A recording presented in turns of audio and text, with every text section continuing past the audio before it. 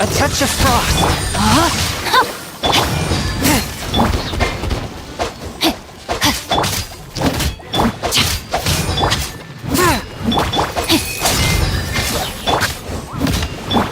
Time to act. Swift and merciful!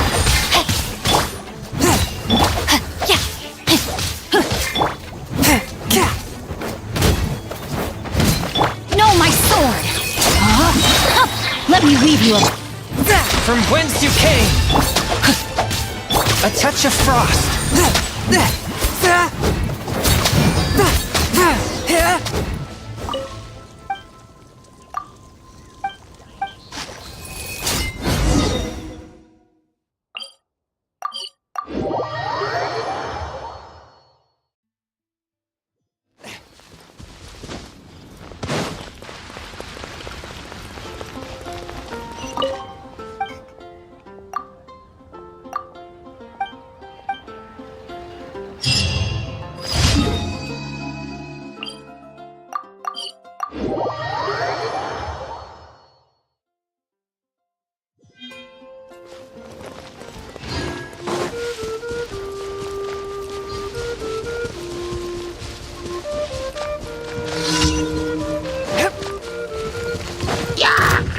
Forth, my blade!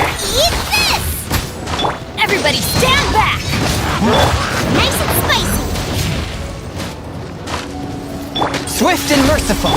No, my sword!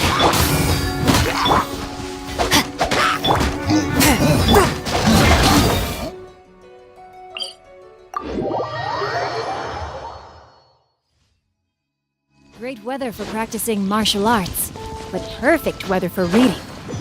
Hey, what's that ridiculous look for? You look as if you're trying to decipher some strange text written on my forehead.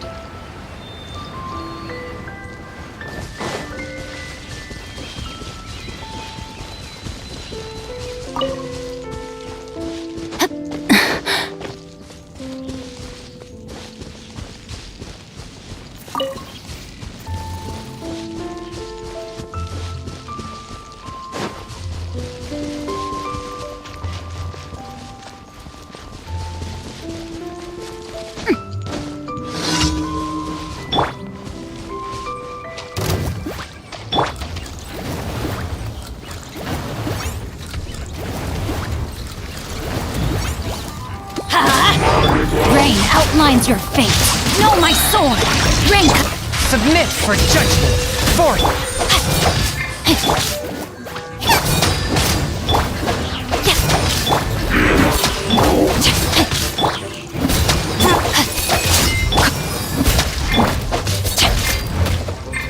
A minor setback.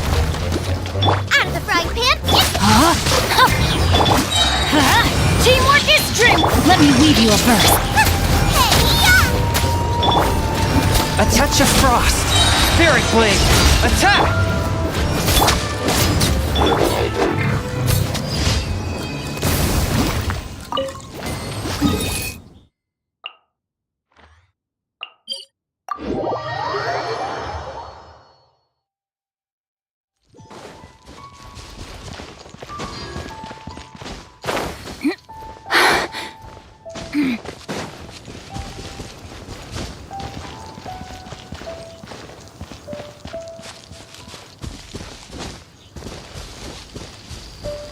Body and mind.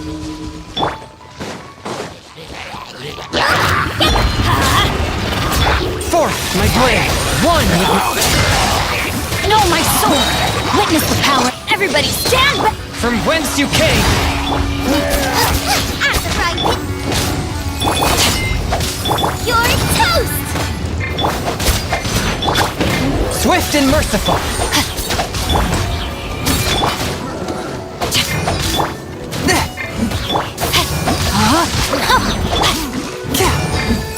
Ring cutter!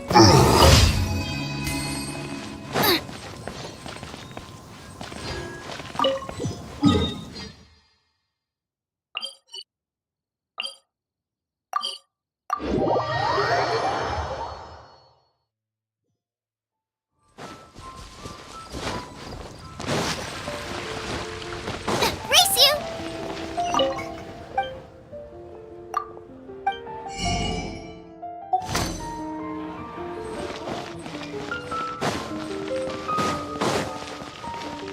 Add Ash.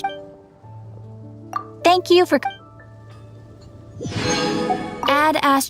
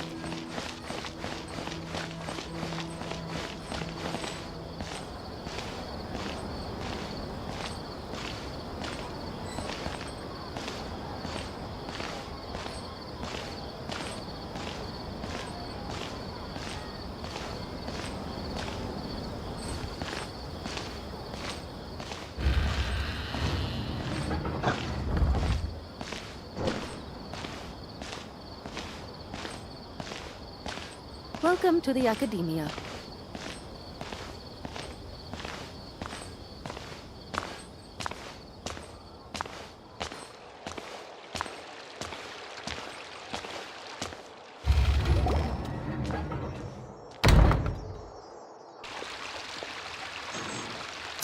Scribe?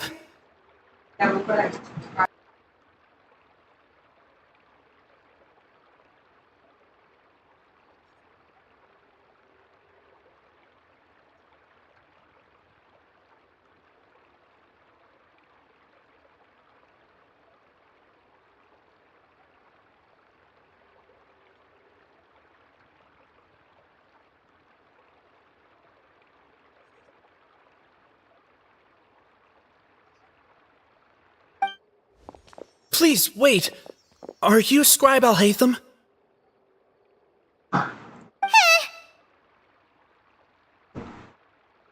That's me.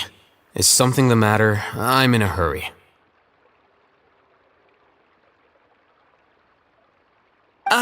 No. I was just surprised to see you here. I had heard that the sages were looking for you not long ago, but I didn't know what for. And, also, please don't bring outside guests into the academia. Outside guests? How did you arrive at such a conclusion? Your groundless inference shames the Haravatat Darshan. What did you say? I'm the top student in Haravatat, and I earned 3rd place at the last Inter-Darshan debate. Don't look down on me! That wasn't my intention. As your Haravatat senior, I just assumed that you possessed a greater aptitude for critical thinking. Look, based on what you already know, the purpose of my return and the reason they're here should be obvious. Is that so? Wait a moment. Let me think. Don't tell me the answer. The sages search for you. A blonde-haired traveler. Outside guests. So, from the start, the sages weren't looking for you, but this traveler? And... Hey, shh. Yes, you've proven yourself as the top student in Haravatat. I surmise you've arrived at the correct conclusion. As I expected. Please, forgive me. I wasn't thinking clearly just now. Thank you for getting me back on track. It's nothing. We'll be on our way then. All right. Thank you for your contributions to the Academia, Scribe.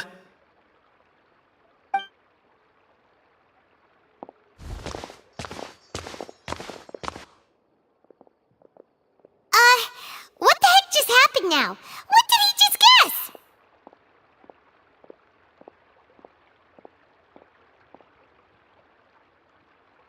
I'm afraid I don't know either. You have no idea? He convinced himself of whatever truth he came up with. That is the so-called pride of a scholar. If someone questions their academic facility, they will instantly feign understanding to keep up appearances. Nowadays, the academia is rampant with this type of scholar. Their obvious farces of intellect only serve to highlight themselves as fools. Wow. So there are special ways to deal with smart people.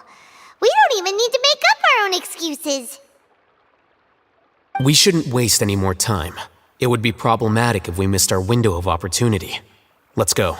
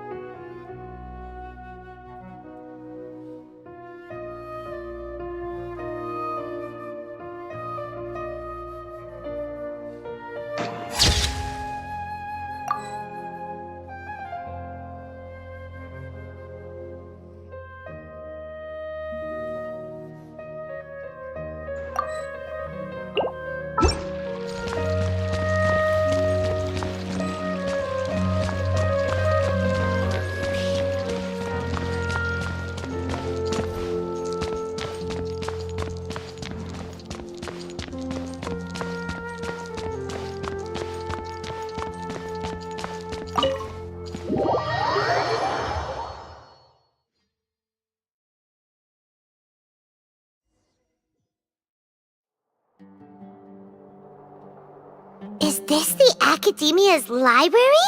Indeed. Known as the House of Dana, it is quite possibly the most extensive special collections library in Teyvat.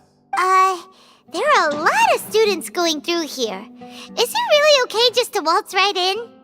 The Academia marches to a fast beat, especially since it's Nagarbaha Day. They're all occupied with their own matters. Just act natural. Now, hurry along.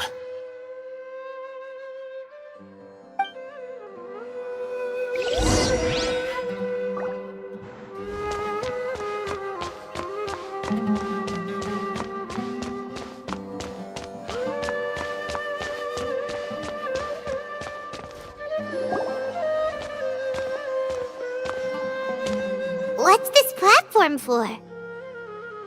It's a lift that Academia personnel use to access higher floors. Are we gonna take it then? The Grand Sage's office is up there somewhere. No, not right now. We can't guarantee that we won't run into the Grand Sage. Let's step back.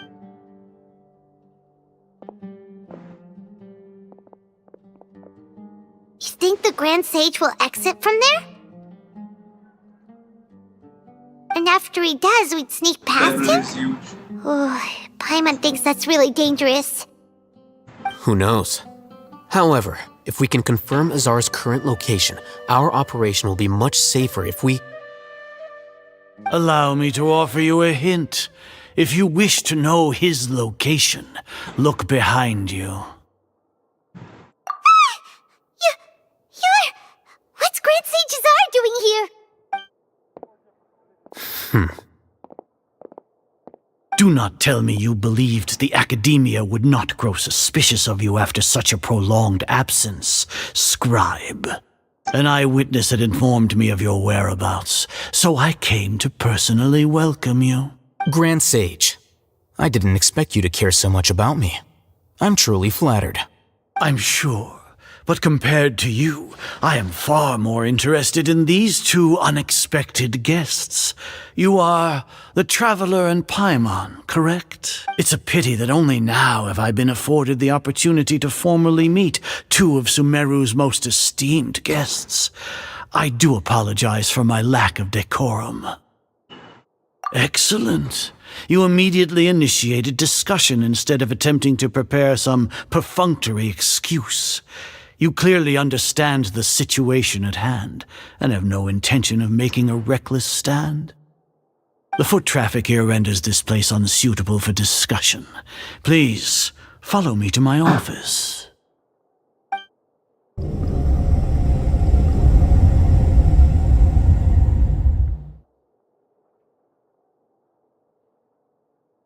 This place is crawling with guards. There's no way out for us. All right then, Traveler. What did you wish to discuss with me?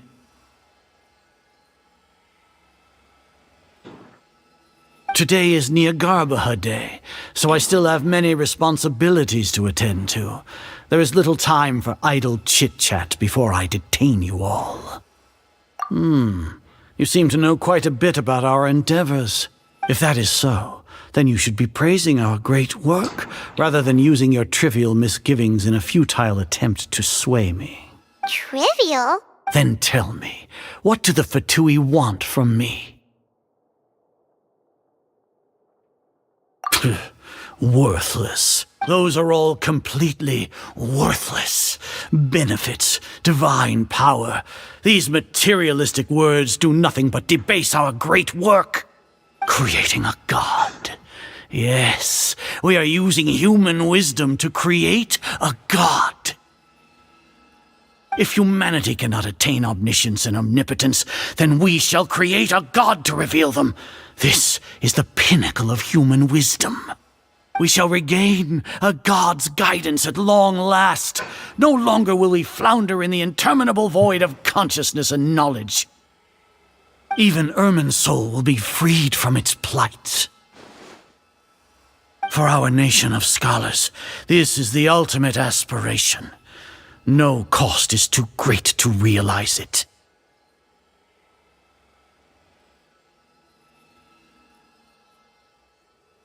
You will never understand the rapture of having a god be born within your very hands. With your degree of knowledge, you cannot even comprehend such an emotion. Gods exist on a plane that far eclipses humanity's. Lesser Lord Kusanali, what can she even do? Care for the people? Fend off sandstorms? Fabricate silly fairy tales? These are but child's play for the academia. Does that make us equal to the gods? We are a people favored by Greater Lord Rukadevata. Though I may have personally not seen it, our forefathers bore witness to true wisdom. The ascension of the Lesser Lord has brought nothing but bewilderment to the scholars. They all ask, is that truly what true wisdom is supposed to look like? With that in mind, it is better to keep her isolated in the sanctuary of Suristhana, so our academy will not become embroiled in turmoil.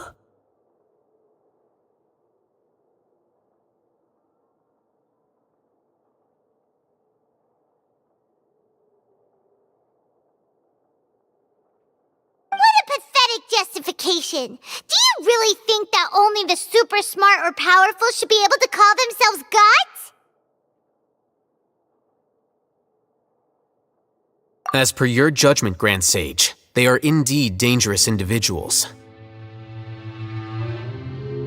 Not only are they acting against the academia, but their ideologies have the potential to lead scholars astray. Looks like there really was merit in my assignment. Oh, Hatham?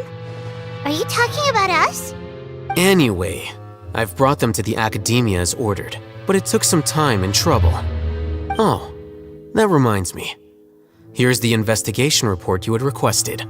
It's a summary of my time spent with the Traveler, an array of information about him ready for your perusal.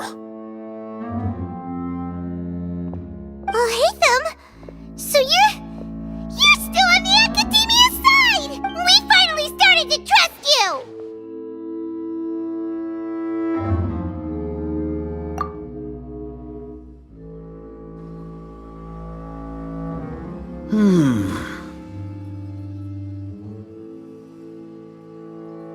Excellent. Detailed contents with no errors. I would expect nothing less than an immaculate report from the scribe.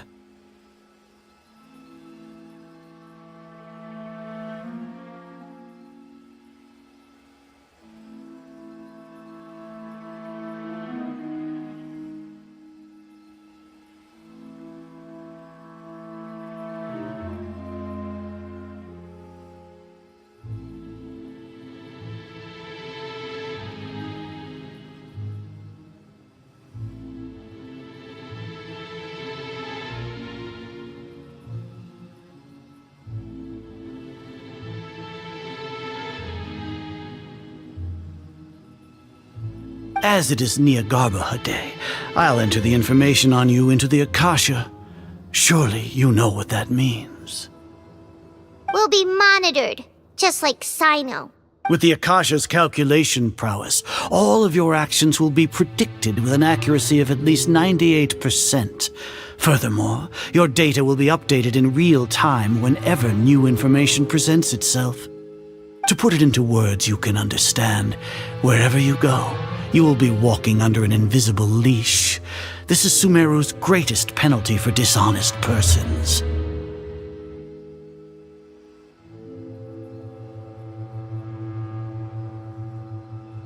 Are you not familiar with the concept that great responsibility begets an equally great suspicion? In any case, you are Sumeru's most concerning external variable. Locking you down will greatly decrease the chance of any undesirable outcomes coming to pass. You're despicable! Despicable? Perhaps from your perspective, but I suppose you had mentally prepared yourselves for this, no? Your ploy was to sacrifice the Traveler here, was it not? Lord Azar, I know what you're trying to say, but I've been following your plan this entire time. Why are you doubting me at this juncture? Must I delineate your entire plan? Very well, I will spell things out. First off, I received an eyewitness report that you were spotted with the traveler to Caravan Rebat. However, you immediately departed for the desert and escaped surveillance range. Judging by the time, you all likely encountered the truant General Mahamatra in the desert. Am I correct? Maybe Paimon shouldn't have mentioned Sino just now. The Academia had not received correspondence from its scribe for a prolonged time. You were also in the company of the Traveler, a close associate of Lesser Lord Kusanali and General Mahamatra Sino, who had defected from the Academia. With their instigation, what was the probability that you would betray the Academia? Rationally speaking, 50%? 70%? What do you think? Regardless, that's only a guess. The facts are that I've brought the Traveler right before you, and I gave you my report. Indeed, your boldness deserves praise. To think that despite status as an outlander, the Traveler is still willing to sacrifice for the sake of your plan. If I'm correct, you have a contingency plan to save Lesser Lord Kusanali and ruin our great work. Sneak into the Academia on Nia Garbaha Day, using Alhaitham's status as the scribe, for there is a good chance that an opportunity to save the Lesser Lord will arise. Should your intentions be discovered, Alhaitham will turn traitor and sacrifice the Traveler, thus proving his innocence. He can then stay inside the Academia and continue searching for a way to proceed forward. As for Sino, according to the Akasha's calculations, he will soon return to the Academia and confront me in person. I suppose this is also a part of your plan?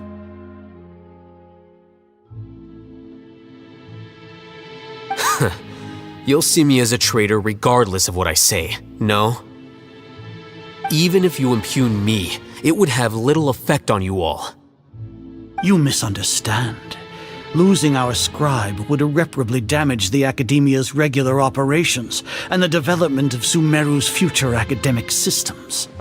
However, under the current circumstances, even that is trivial compared to what we stand to gain from our great work. You said that I betrayed the Academia, but you, Azar, you've betrayed all of Sumeru, betrayed its Archon. So flight has turned to fight at long last. Guards!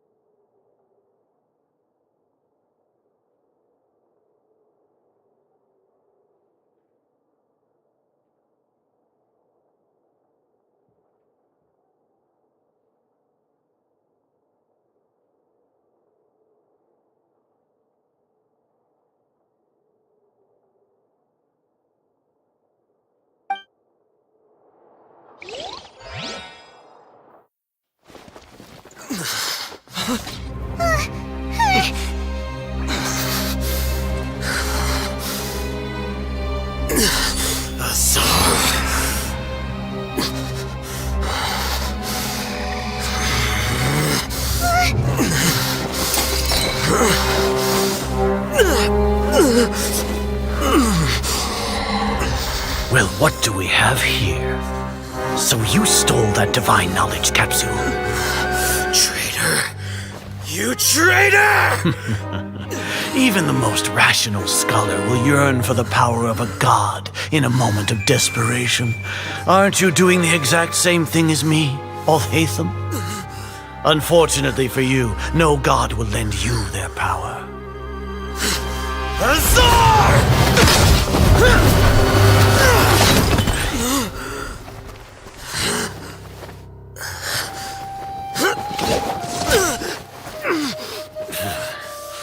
He has gone completely insane.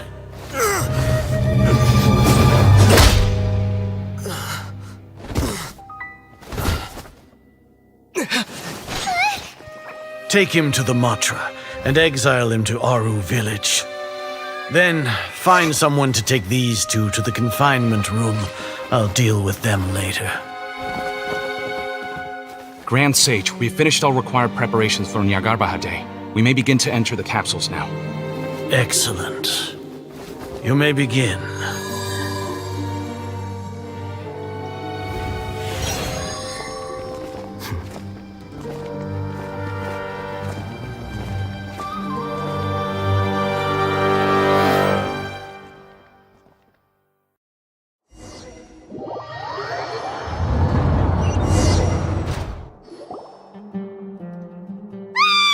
Don't lock us up! Let us out! Wah!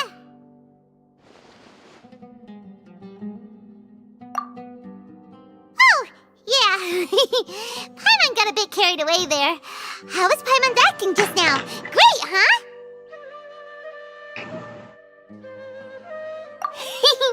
Everything's going according to plan so far. We made it into confinement, and Alhaitham's probably done with his part too.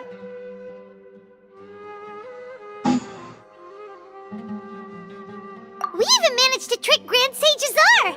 Alhaitham sure knows how to cook up a plan. What are we doing next? Paimon has trouble remembering things when she's worked up.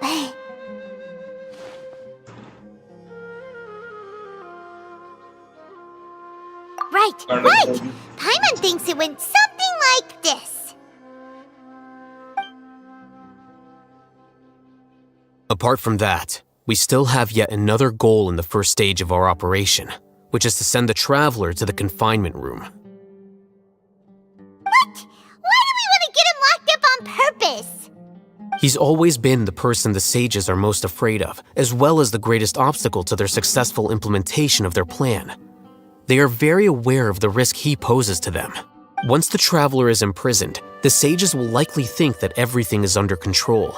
And with their guard down, the next phase of our plan will have a much higher chance of success. I can already see the pompous looks on their faces.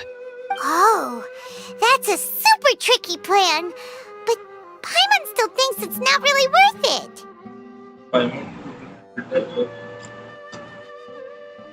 That isn't the only reason, of course.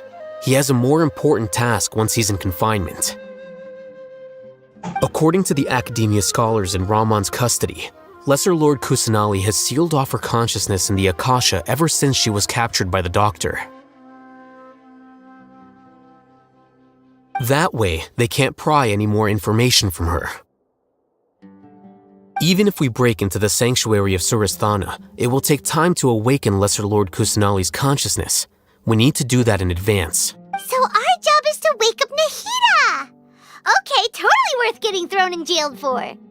The confinement room is inside the Academia, close to the sanctuary of Surasthana.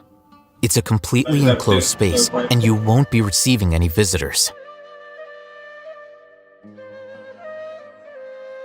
I'll work with Ramon's scholars to make some modifications to your Akasha terminal. Once you're in, get as close as you can to Lesser Lord Kusanali and try to connect to her consciousness. However, as for whether she'll actually wake up, that will depend on our luck.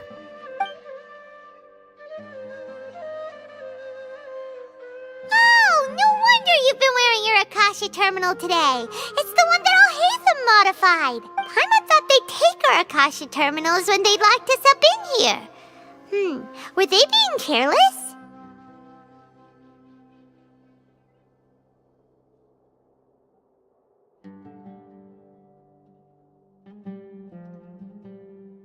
Alright, so what now? Sounds easy enough. We can finally talk with Nahida after all this time. Let's do it. There's a light flashing on your Akasha terminal. It's almost like... the faster it blinks, the better the signal!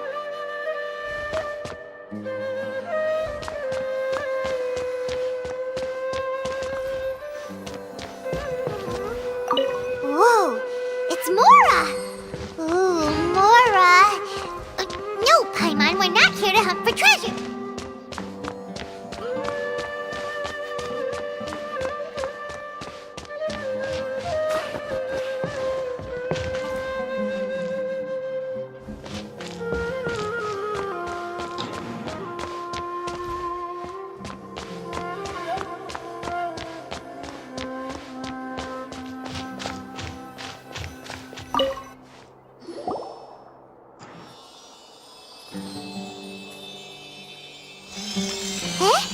Is this the right spot?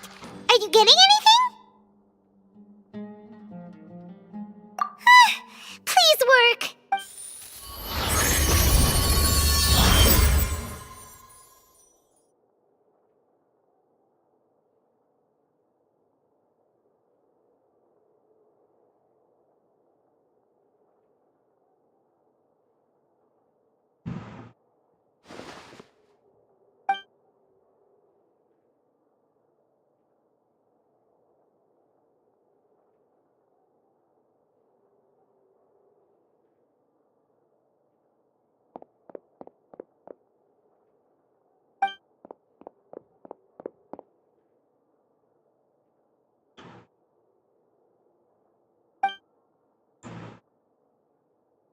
Nahida! Hey, Nahida!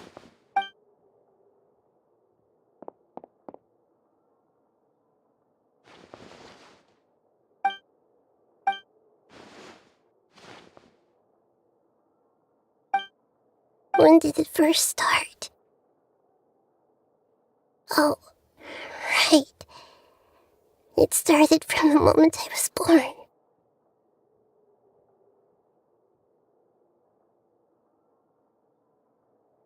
I want to become a worthy Archon. So I've kept studying, kept listening to my people and their hearts, kept looking for a way to save Irminsul. So I can catch up. Catch up to Greater Lord Rukkhadevata. But I'm stuck in the sanctuary of Sarasthana. The sages are creating a god to replace me. And I'm forced to lock my consciousness in this boundless darkness. Nahida!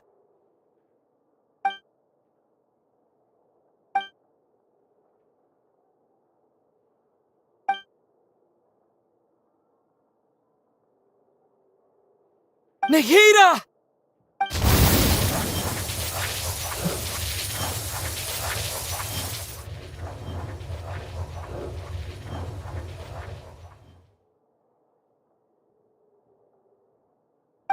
It's so quiet here, now that I think of it. I don't think I've ever actually listened to my own inner voice.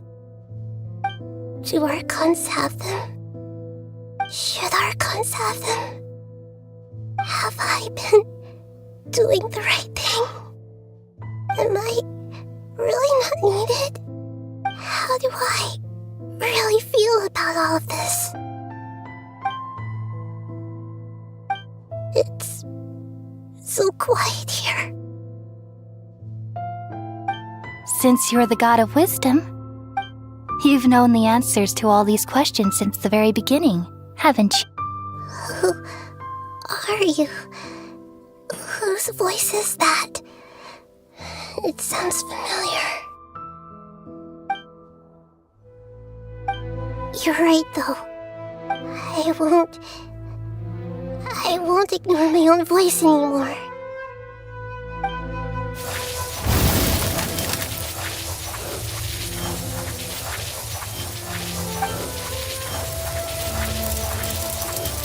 Nahida!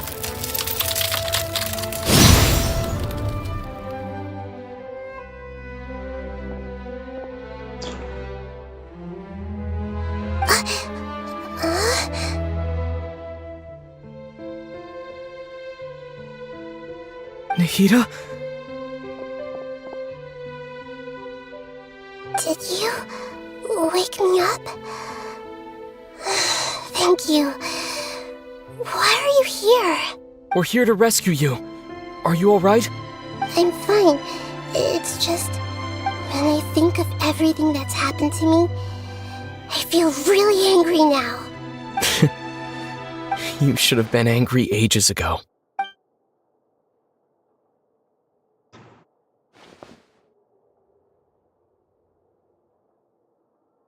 Huh? Oh, you're back! How's everything? That's wonderful news! Great! We weren't locked up for nothing! When you went to wake up Nahida, Paimon was listening for any sounds outside. You were out for a long time. There are fewer and fewer scholars going about now. You think everyone's done with their Nyargarbaha Day stuff? Yep, so that means our next act is Nilu's performance!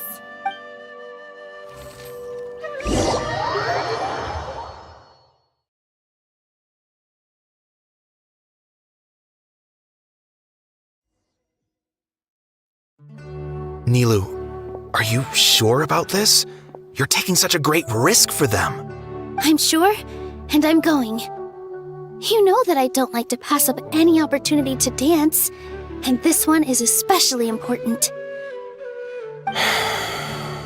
All right. You seem to have a lot of trust in them, so I won't say more on the subject. But if anything happens, the few of us here may not be able to help you. Don't worry. They've been through worse. Everything's going to be fine. All right. You know, if you really do get arrested, we'll do everything we can to get you back. Be careful, even if it's only for our sakes. Thanks, Mr. Zubair. You're so very kind.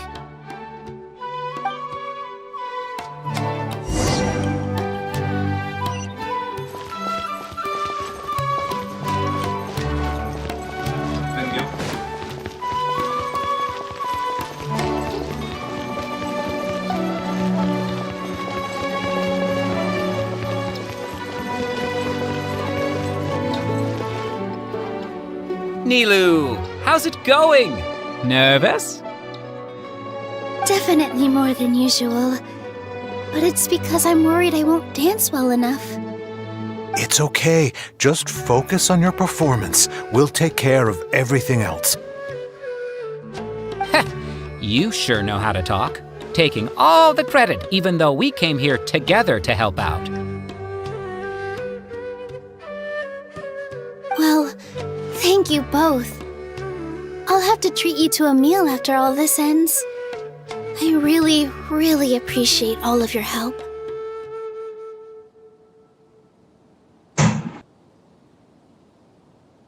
Ooh, that sounds great. Huh? How can we say no to that?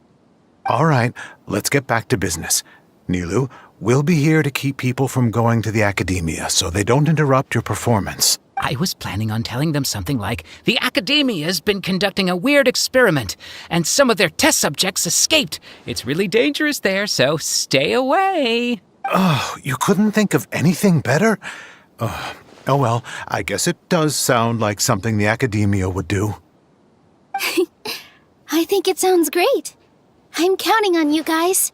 Don't worry, it'll be a piece of cake.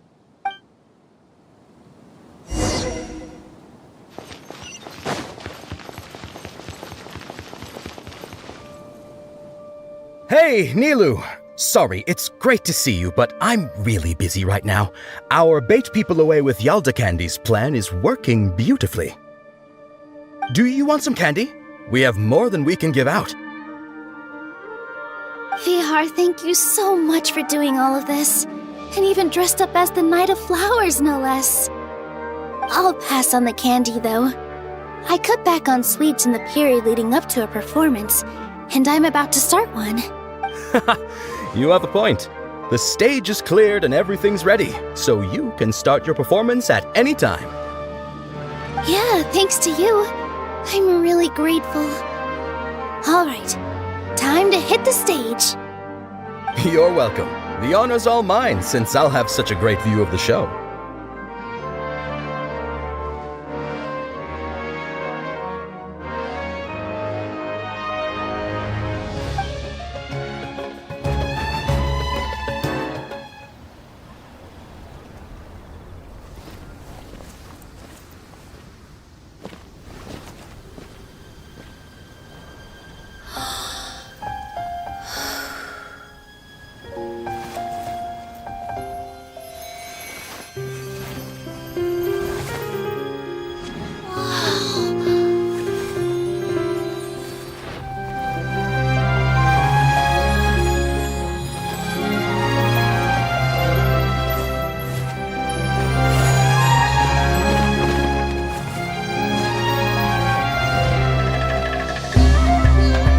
I've never seen a performance like this. This is incredible. Yeah, but I heard that public performances like these have been banned. I can't believe she's doing this here.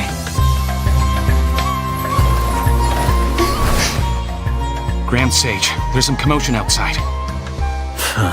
How uninteresting. Issue the new Prohibition Act from the Akasha to the guards. They'll know what to do.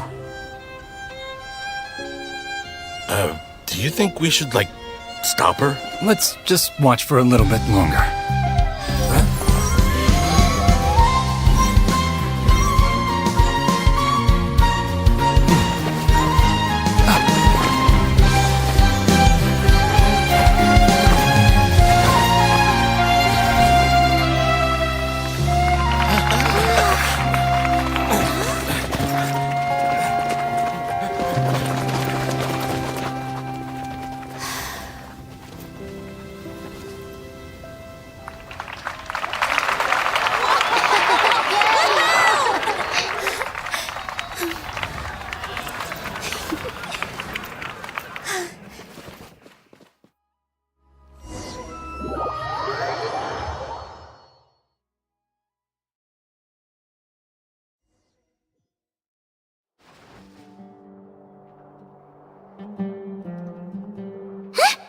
Did you hear that?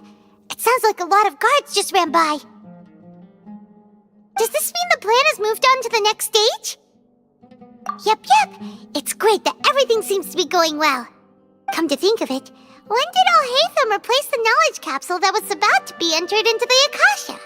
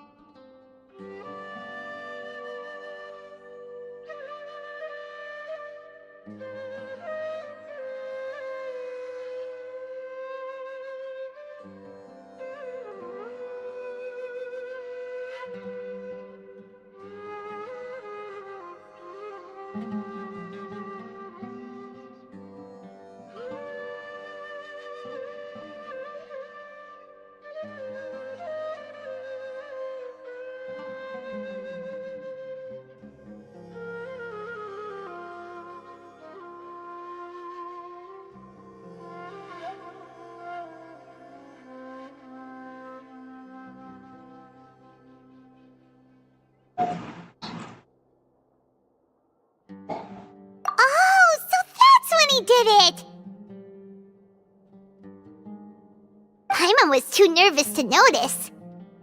Speaking of, didn't General Haytham also yoink the divine knowledge capsule from that mercenary leader in Port Ormos when everyone else was distracted?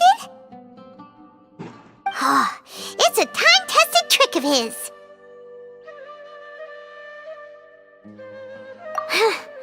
Why are we complimenting him? Yeah, he's smart and all, but he still makes Paimon's blood boil. Let's review our plan for this stage again. It's not like we have anything else to do right now anyway, and it'll help us feel more confident. Paimon remembers that Nilu's task was supposed to go a bit like this. Now that Lesser Lord Kusanali's consciousness has been forcefully sealed, the core figures of the Academia and their guards have started to wear their Akasha terminals again. With the Doctor's technological support, they think they have nothing to fear. How despicable of them to rely on such a person. But this is also our chance. I was originally asked to draft the knowledge capsule for the Artistic Performances Prohibition Act when I was still at the Academia. It should be on the Grand Sage's desk right now, and will be entered into the Akasha during the next Nyargarbaha Day. Are they really going to stop all artistic performances? I'll make an identical knowledge capsule, but this time, I'll smuggle some misleading information into it. We only need to find an opportunity to switch the capsules. Once it's been entered into the Akasha on Nyargarbaha Day, if someone were to be seen performing in public, the sages would definitely use that opportunity to announce the ban, and so the misleading information will be disseminated amongst the guards. Sure sounds complicated, but it seems like if everything goes well, we'll be able to get rid of all the guards in the Academia without any effort. That's pretty clever, getting right into their heads. I just have one question. Even if we manage to get the misleading info out to the guards, how can we be sure that they'll believe it? People who are used to relying on the Akasha become less inquisitive, and their ability to distinguish truth from misinformation is significantly reduced. They will view everything the Akasha releases to them as the unequivocal truth. The Akasha will turn humans into machines. I've seen it happen many times. Yikes. Good thing I didn't wear it for long when I was working in Sumeru City. At first, I thought it was a good thing too. By the way, this plan still requires a performer, right? Do you have someone in mind? Nilu of Zubair Theater. I know her really well. We can trust her. I'm kinda hesitant to ask her to participate in a dangerous plan like this, but we can ask her in person. All right. After the guards and the Academia are gone, then it'll be time for me and my stowaway brothers to shine.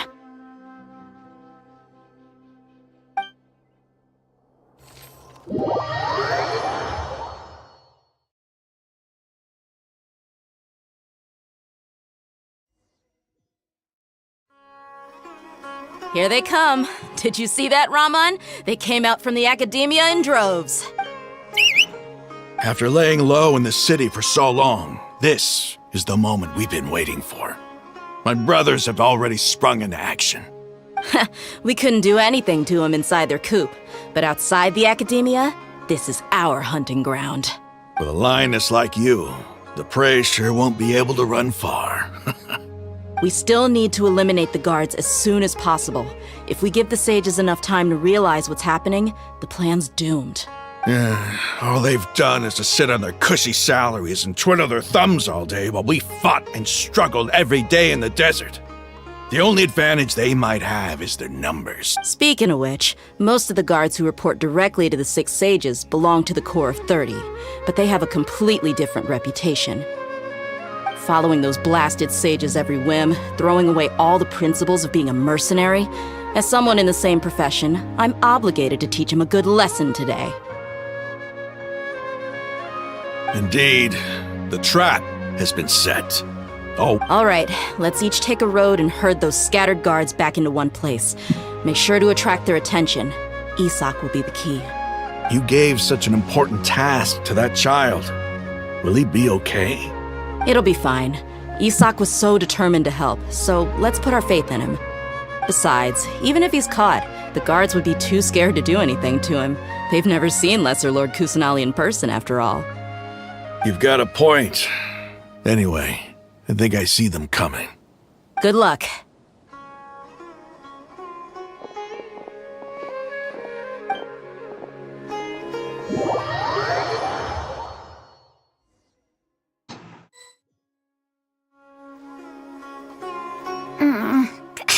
This outfit. Hey, do you remember what you need to do, Isak? When the guards get here, you'll pretend to be Lesser Lord Kusanali and run away from them. Oh, yeah, I remember. Of course I do. I'm just a little nervous. Relax. Don't think about getting caught. Even if that happens, we won't leave you behind. You only need to think about getting the guards' attention and leading them to the Grand Bazaar. Okay, got it. I'm here to pay back Lesser Lord Kusanali for helping Grandpa.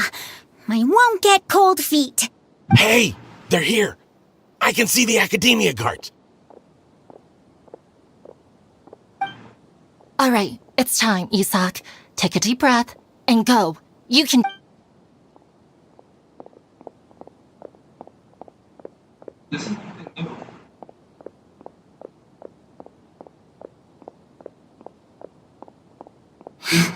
Why is there a guard over there? Did he already run ahead of me? This is different from our plan, but there's no time. I need to make a choice.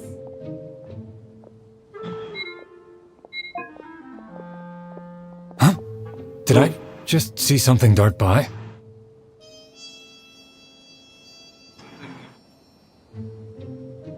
I'd better go have a look.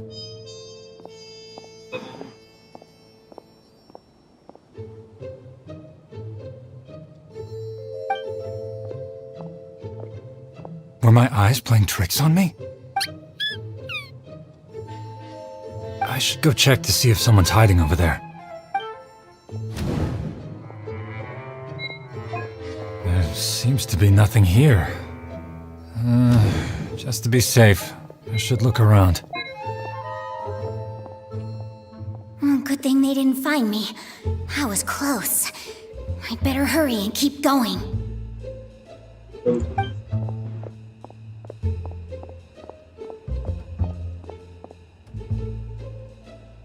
Hey! Lesser Lord Kusanali's over there! Stop! What? Lesser Lord Kusanali? How did I not see anything just now? No, they found me. Where should I go?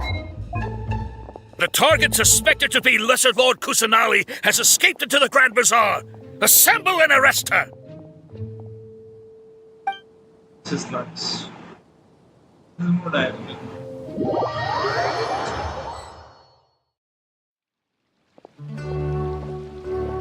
Where did she go? How did she disappear? Did we lose her? Hurry up and find her! Hey, why is your team here? Didn't we say to split up our search? Hurry! Hurry! This place is... Why are you all here? Yeah, isn't it one heck of a coincidence? Everybody's here. What on earth is going on? I suppose that's all of you? Who are you? Did you set us up? What are you planning? Phew, that was rough. I almost got caught. Little brat! So you're not actually Lesser Lord Kusanali. Who exactly are you all? Eremites from the desert? Just some colleagues. Think of this as a business competition, or a personal grudge. After stepping into our traps, stop thinking of yourselves as hunters. Behave like the prey you are.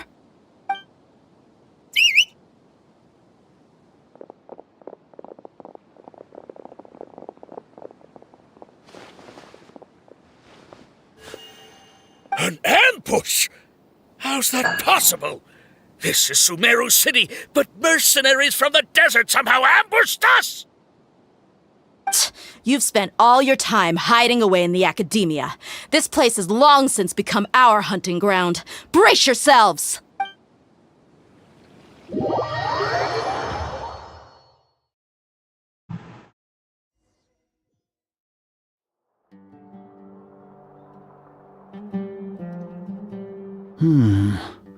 This is odd.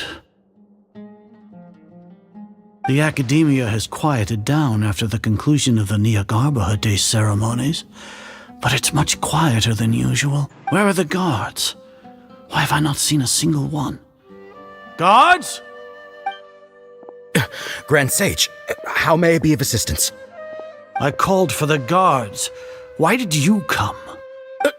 My apologies, Grants. Right now, all Academia guards have entered the city to perform the ordered arrest. Arrest? Who is there to arrest? I have an ominous feeling.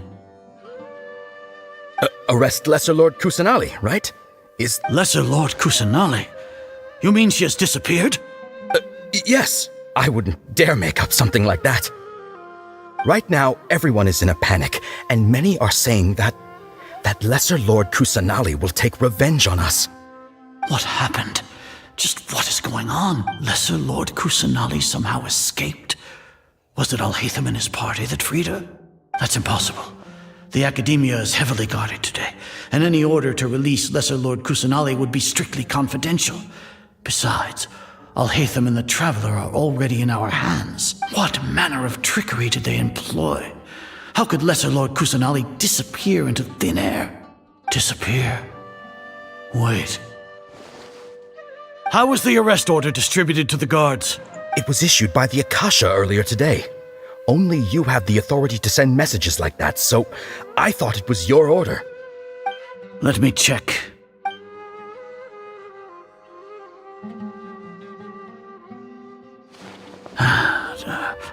Lesser Lord Kusanali has escaped from the sanctuary of Surasthana. Go to the city and arrest the escapee immediately. The Akasha indeed contains this information, and it clearly appeared in my mind. How did they bypass my permissions to issue this kind of message? Was it the report about the Traveler that Alhaitham submitted? No. I specifically checked that knowledge capsule before entering it into the Akasha. Could that have been a red herring? Well, even if I figure it out now, it won't make any difference. The important thing now is to confirm Lesser Lord Kusanali's status. Have you been to the sanctuary of Surasthana to confirm that Lesser Lord Kusanali has indeed escaped? Confirm? No, I haven't. It may be a bit offensive to say this, but Grand Sage, what you're saying doesn't make any sense. How can the information in the Akasha be inaccurate? What the Akasha decrees is fact. That is common knowledge to all of us. If we have to confirm the information and knowledge from the Akasha ourselves, then how is that any different from us learning that information ourselves? Wouldn't Greater Lord Rukkhadevata's legacy lose its meaning that way? In the beginning, it was I who asked you to believe in the Akasha, to believe in the legacy left by Greater Lord Rukkhadevata. Are you trying to use my words against me? No, Grand Sage. I'm merely confused because I believe in you. I never meant to refute you. Stay here and see if there are any suspicious people around. I'll go to the sanctuary of Surasthana on my own. Yes, Grand Sage.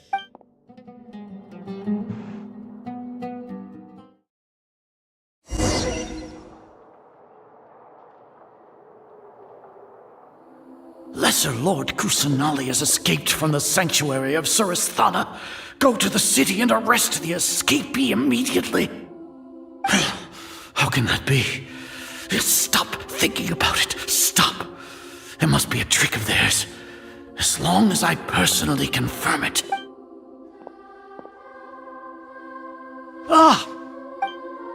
Impossible. That's impossible. There must be something wrong with my eyes.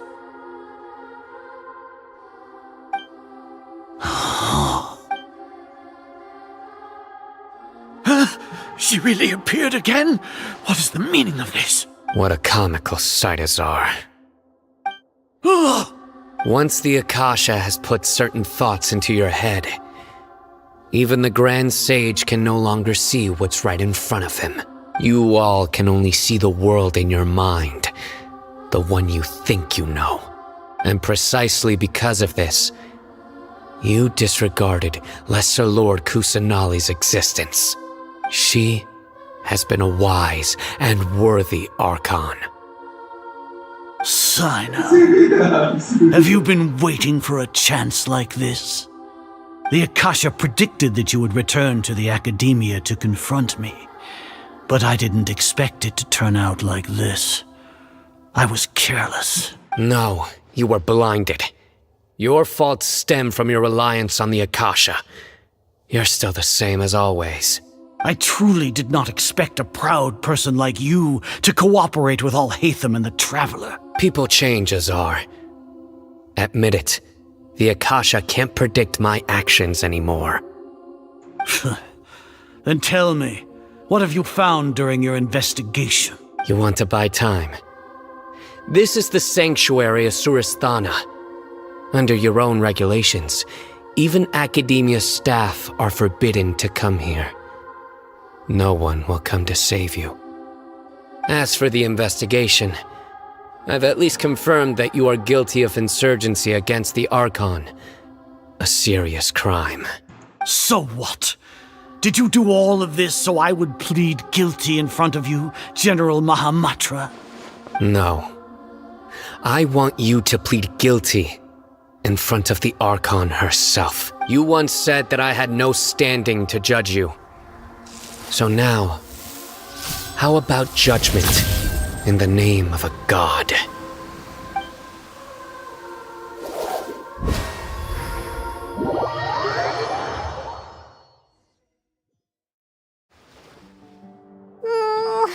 How long do we have to wait? Paimon wants to know how things are going out there. Paimon hasn't heard any sounds outside for a while. Hopefully something bad didn't happen. Yeah, but aren't you scared that we might be locked up in here for the rest of our lives? Thinking about it, at least Paimon has you. We could still chat like this. When Paimon thinks of Nahida being imprisoned alone in the sanctuary of Surasthana, Paimon can't help but feel sorry for her.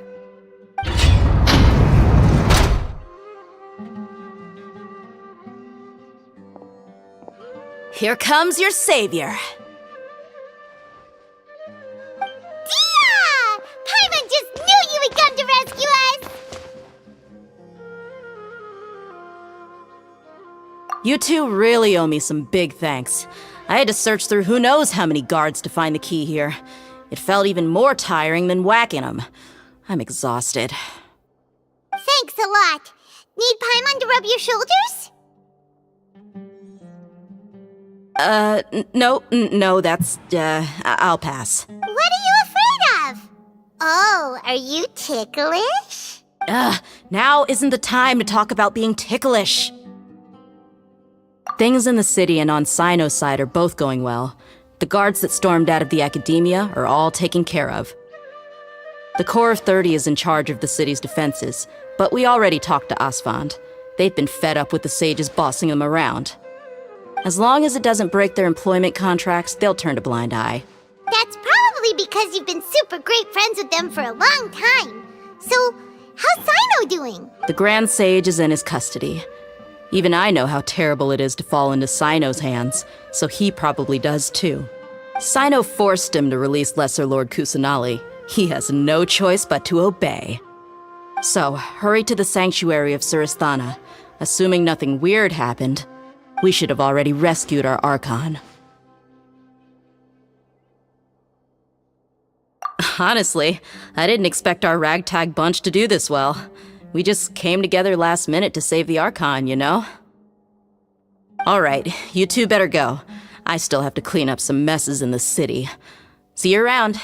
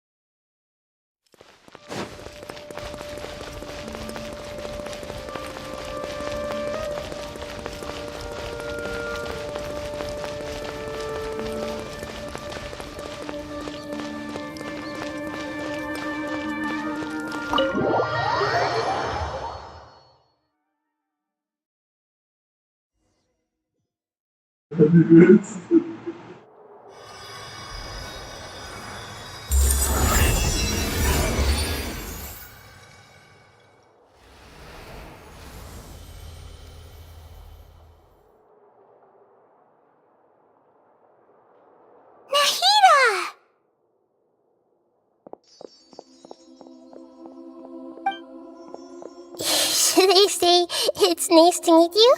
This is the first time we've met in real life. Before, we've only met in dreams, consciousness, or when I was in someone else's body.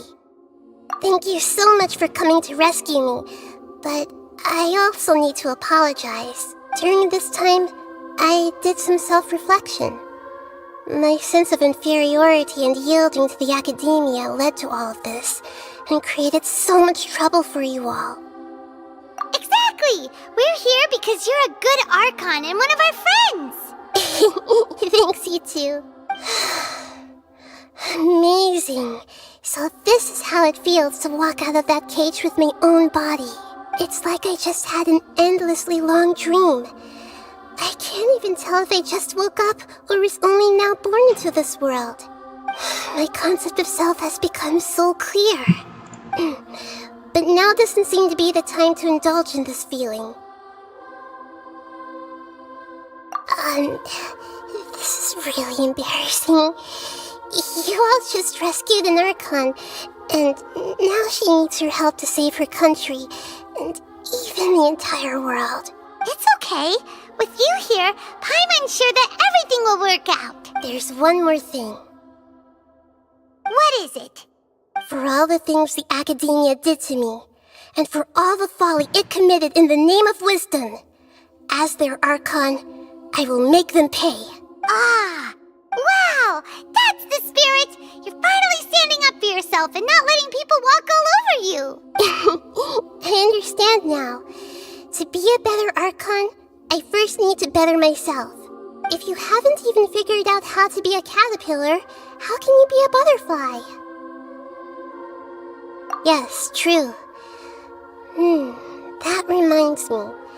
I wonder how far along the academia is with their god creation plan. We need to hurry and prevent the birth of that false god. I need to make some preparations. Since I'm now free, I can establish a direct link to the Akasha and control it. First things first, I need to remove the restrictions that the doctor put on me in the Akasha. After that, I'll make some adjustments and revoke the sage's permissions. The Akasha will then be like how it originally was, only operable by the Archon. After all, the academia betrayed Greater Lord Rukkhadevata's trust. This might take some time. In the meantime, you should also work on your own preparations. If we don't stop the god creation plan in time, we'll be in for a tough fight.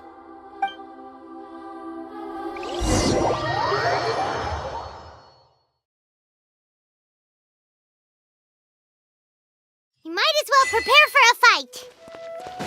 When we're done, we can take...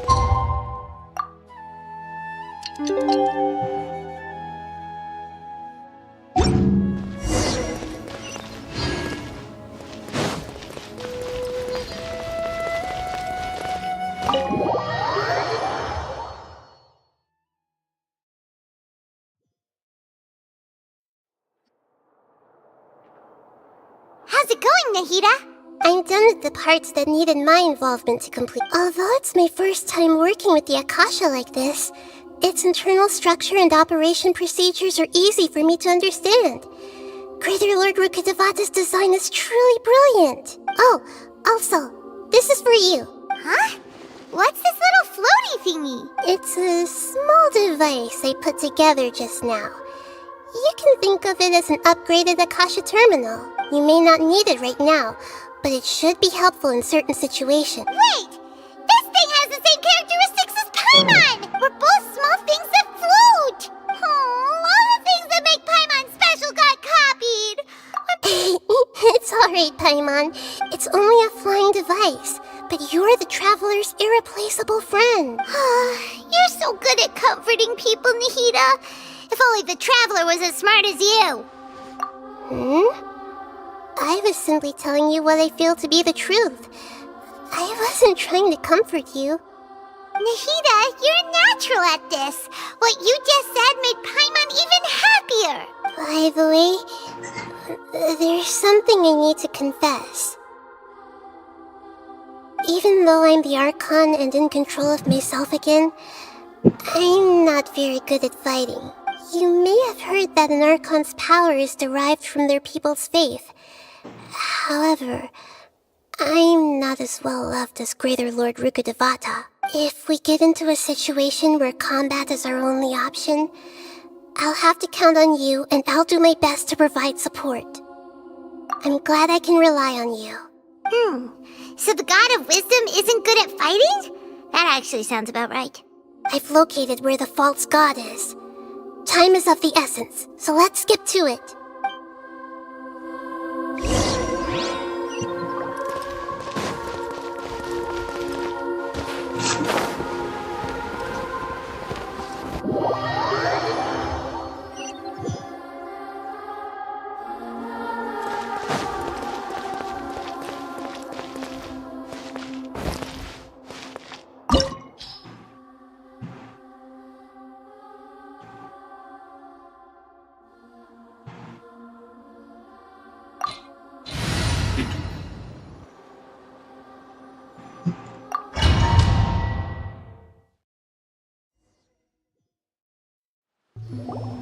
What is this place? Is this really the way we need to go? Wow. Who would have thought there'd be a place like this hidden right slap bang in the middle of the city? The sages wanted to realize their god creation plan without being discovered. The safest and most convenient way would be to build within the academia itself. That's true. They were already hiding one god, so why not two? Judging from the structure here, the project is a huge undertaking. The sages really saw the god creation plan as their ultimate goal, but this place doesn't look like it could have been constructed by the academia alone. The Fatui under the doctor sure didn't hold back. They provided a lot of technological support. Yeah, or else they wouldn't have been that generous. Is that it, though? I've always felt that this doctor is different from the academia sages. He doesn't seem to share their sense of urgency. Instead of being interested in the end product, it's like he's enjoying the experimental process. The Fatui Harbingers are all such weirdos. So, the doctor being weird is actually normal. So, this Fatui that they're trying to turn into a god is called the Balladeer? We had previously come into contact with his consciousness. He harbors particularly strong obsessions. One is the desire for a gnosis, since he was created to be the vessel for one. The other obsession is probably related to his past. I can't quite explain it. Paimon knows that he was a prototype puppet for the Raiden Shogun before he became a Fatui Harbinger. That's why he wants a gnosis so badly. There's no way he'd willingly be a test subject, not with that temper and ego of his. It sounds like you know the Balladeer quite well. I see. Tell me more about him and what he's like. The more we know now, the better we can plan for and react to any future situation. I see. Alright, time to go. Let's get through here and meet him in person.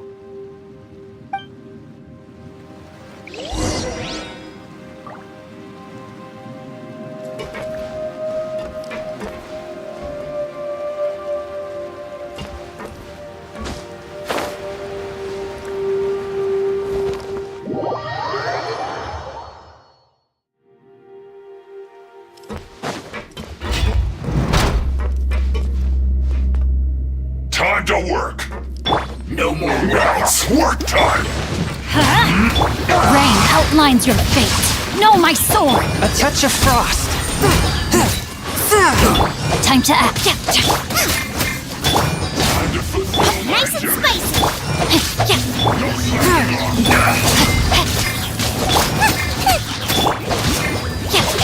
Swift and merciful.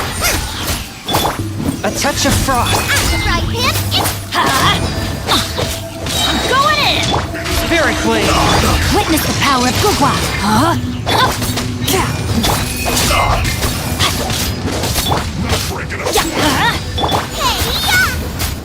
Let's end this quickly! One with my blade.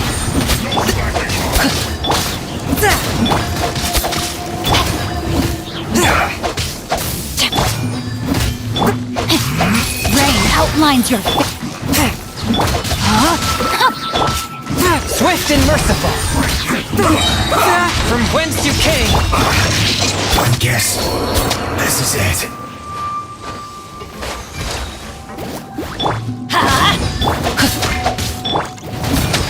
Everybody stand back! Rain outlines your fate. Boba, get... You're toast!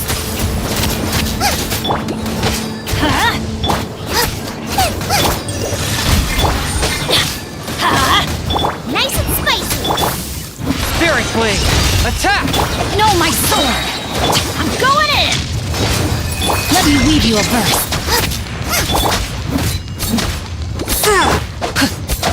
One with my blade. Let's light it up! Out of the frying pan!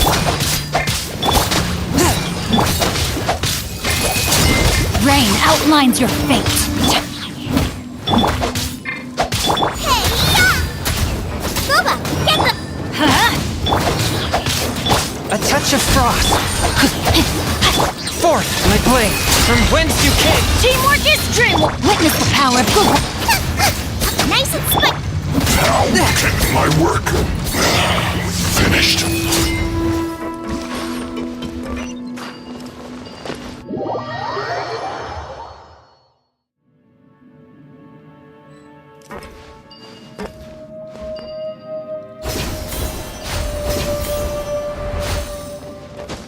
It looks like we can climb up these pipes.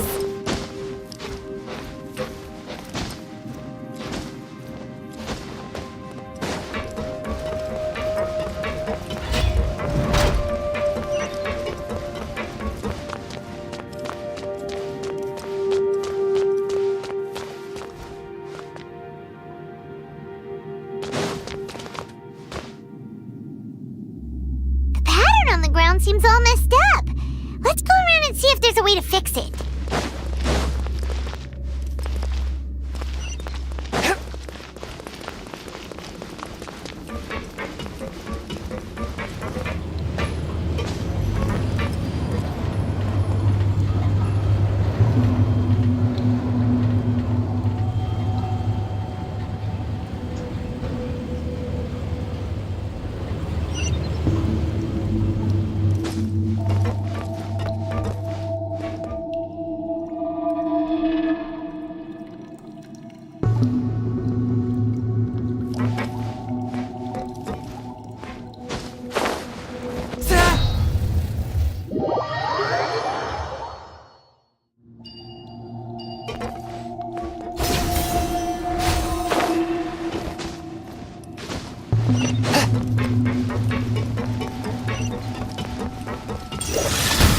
No, my sword!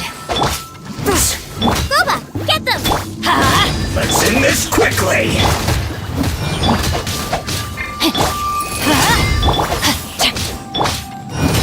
I will end you.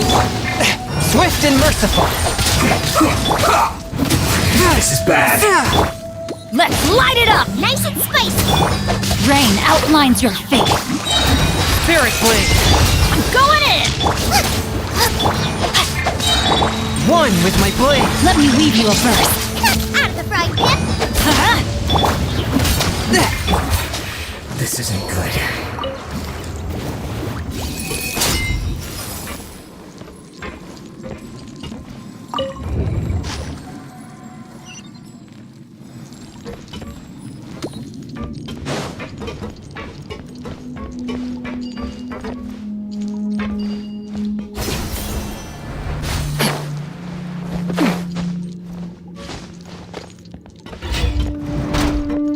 Frozen. Nice and spicy! Crisp. Don't get frostbite. A touch of frost. One with my blade. Submit for judgment. Everybody stand! Boba, get them! Freshness preserved. Frozen food. Swift and merciful. No problem.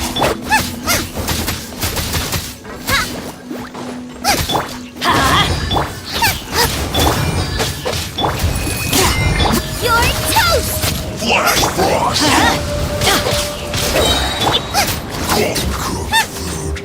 Disgusting. Teamwork is strength! Know my sword! Witness the power! A touch of frost! Spirit blade! Attack! Nice and split. No escape! Forth, my blade!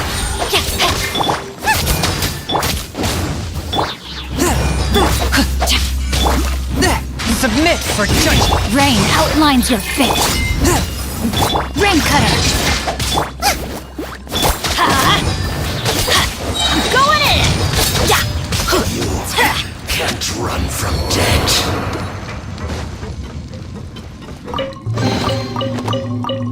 Adventure time!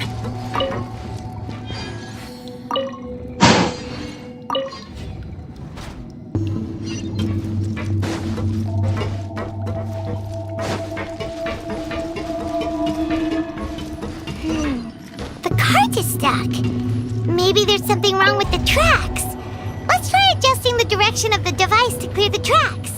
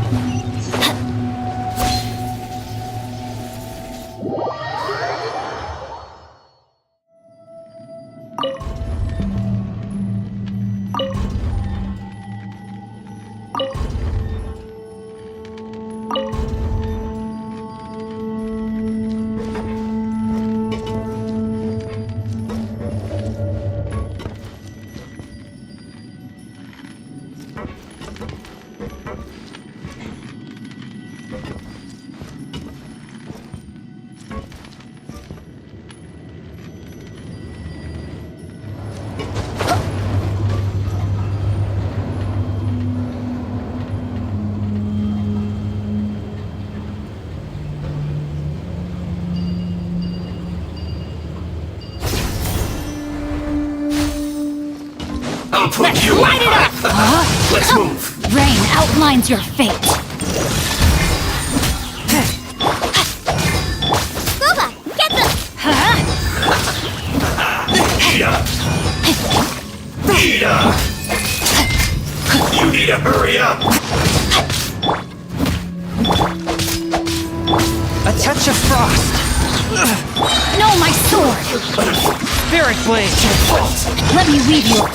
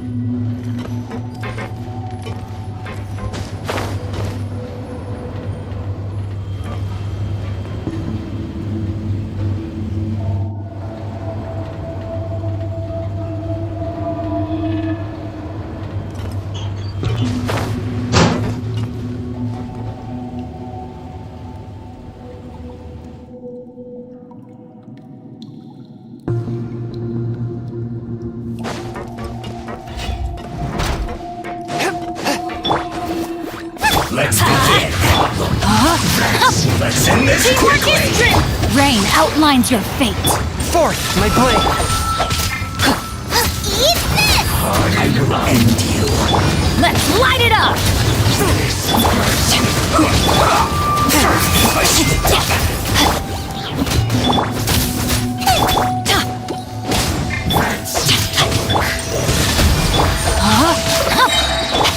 Nice and spiked! Rain cutter! Everybody stand! From whence you came! I guess this is it.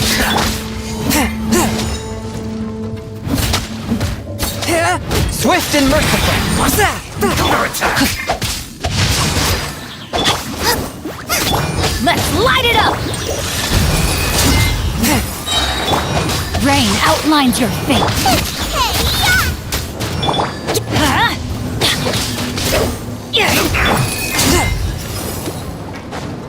Spirit Blade! Attack! Out of the frying pan! Don't be a killjoy! We've only just begun! Teamwork is true! Have a look at this!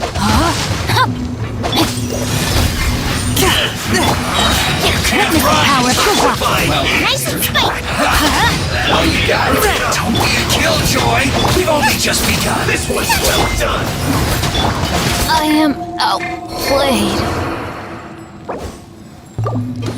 My blade! Get them! Don't be a killjoy! We've only just begun! From whence you came! I see through you! You can't run! Well, Nice and spiked! run!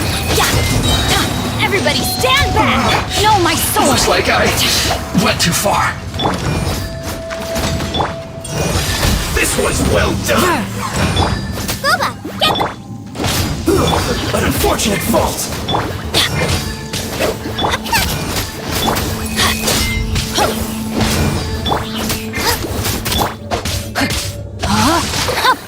Out of the frying pan! Teamwork is Shouldn't true! be careless! Let's light it up! Through. No, my pretties! Eat this!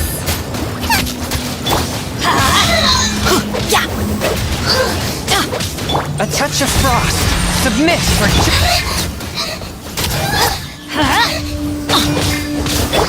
Boba, get them! Going in!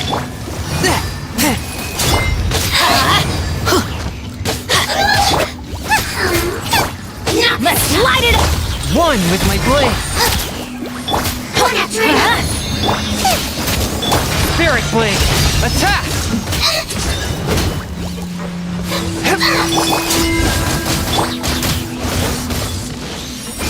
Getting a little cold! I always bounce back! A touch of frost! Teamwork is dreamwork!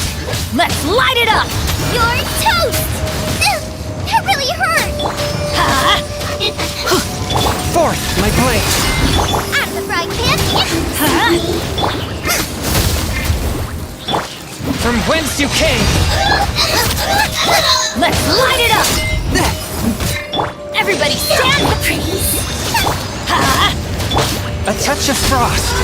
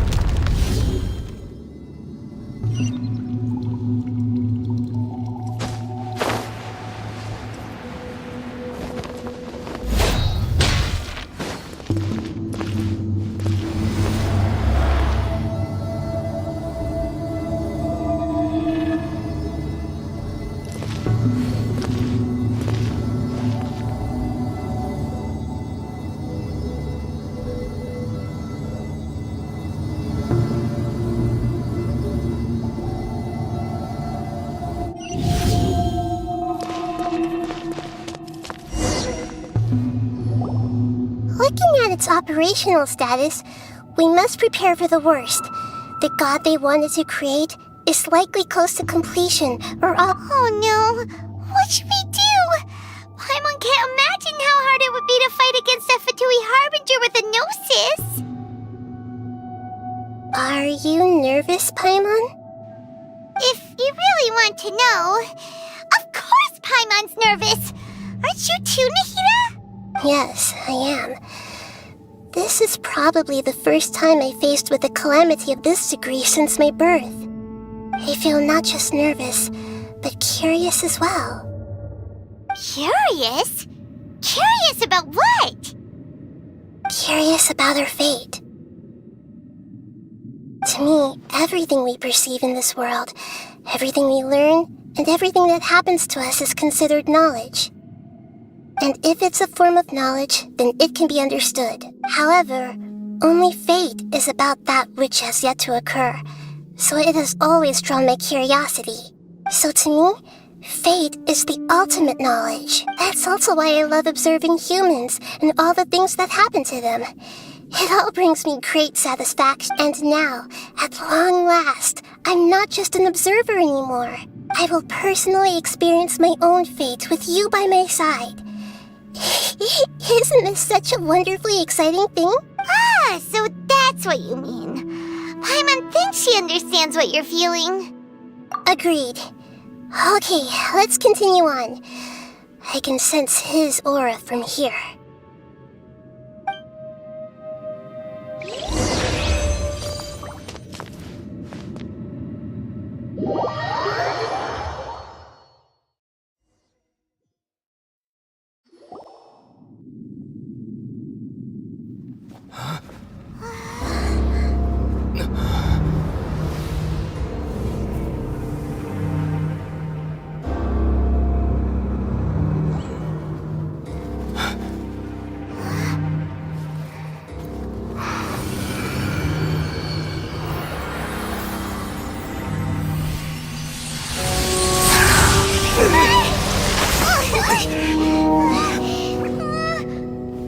Who would have thought the world would be so eager for my birth?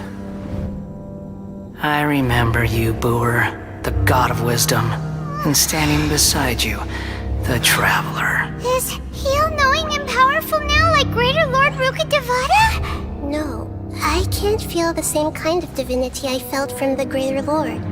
It seems that the sages didn't get the chance to infuse the divine knowledge capsules into him. But even still, he has undoubtedly become a true god now. So we're too late? The Balladeer has already become a god? The Balladeer. A long bygone title. When my spirit ascended to divinity, I felt as if I had existed for the same number of epochs as heaven and earth. Looking back, the existence of what once called itself Kunikazushi appears infinitely small and ugly.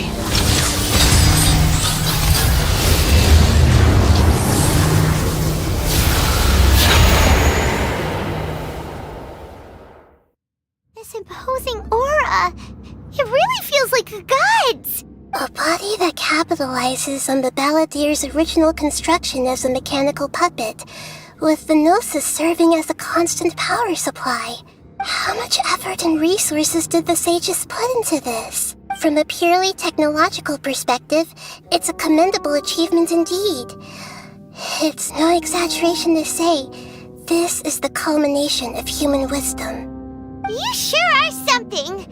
Dishing out compliments at a time like this? But I don't think he's reached the spiritual height of a god. Strife is engraved upon every god and every gnosis brought forth into this world. Can you feel it? The exhilaration of such power, and the thrill of anticipation for our contention. Nahida wouldn't feel the same things as you! Do you not realize that you are interrupting a conversation between gods? Lowly creature, know your place! The strife engraved upon a Gnosis.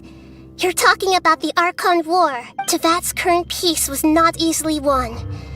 I didn't personally participate in the Archon War, but the way I see it, all those losses were meaningless, driven by the demands of the laws. There's no point in bringing it up again. Is that so?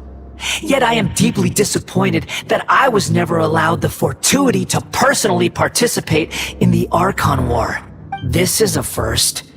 Encountering a god in this world who does not crave power. No wonder your own people have abandoned you, God of Wisdom.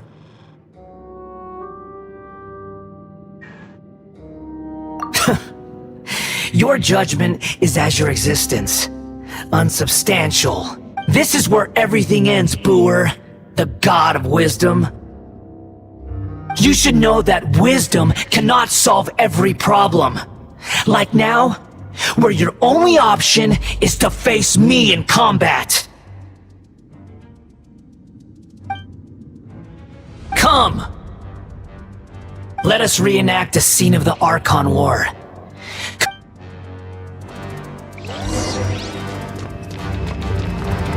Insignificant past! Forth, my blade! Submit for judgment! Eat this! Booba, get the— No, my sword! Rain outlines your fate. Let me... Feeble human! Let's light it up!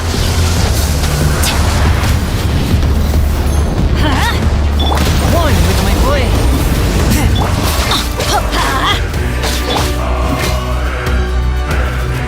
Teamwork is dreamwork! My endless cycle begins! Let's light it up! No, my sword! Forth, my blade. Not good. Spirit blade, attack!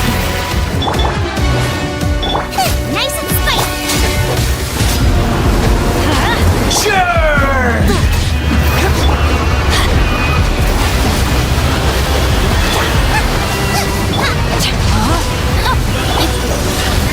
Witness the power of Booba, get them! Insignificant past! Everybody stand back!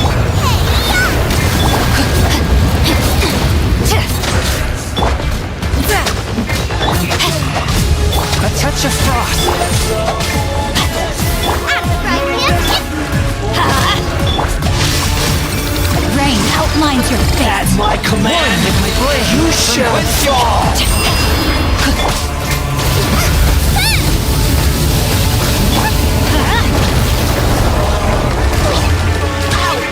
Couldn't break the curse. Insignificant past! Rain cutter.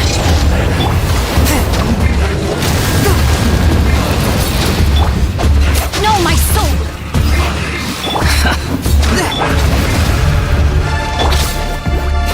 Forth, feeble human!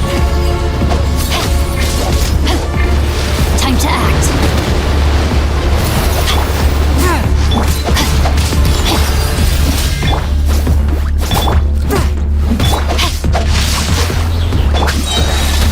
Submit for judgment. My endless cycle begins! Barely scratch. After all that training.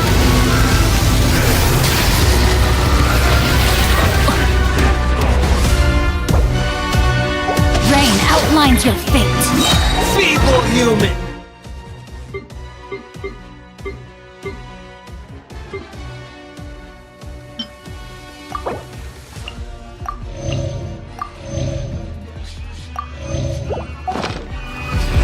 No, my sword! Let me read you a verse. Nice and spicy!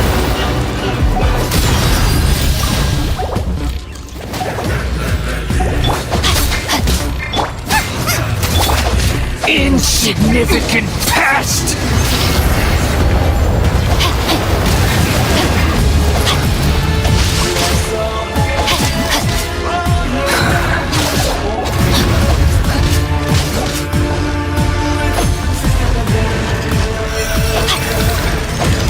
At my command, you shall fall! May my final stand be a monument to chivalry.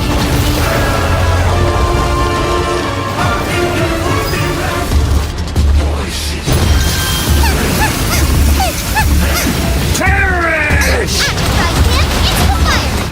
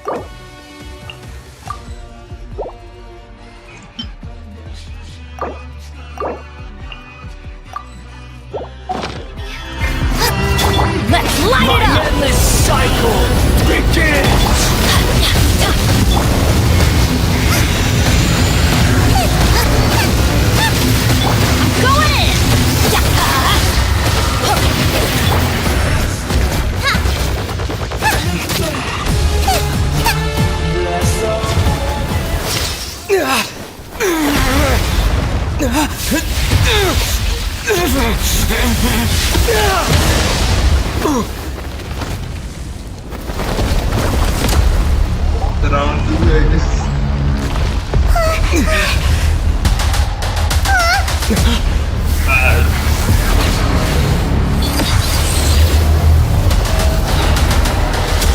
Got legs now.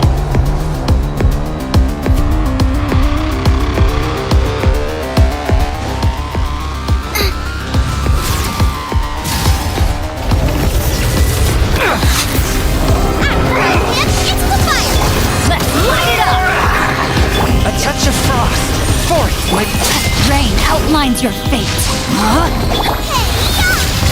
Kneel! Kuba, get them!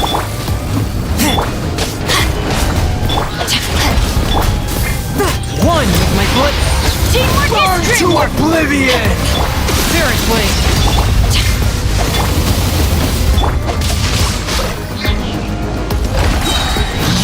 Filth!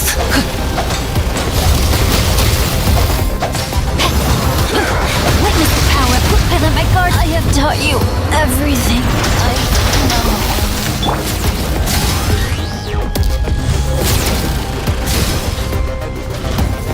Off we go! Reality is pain!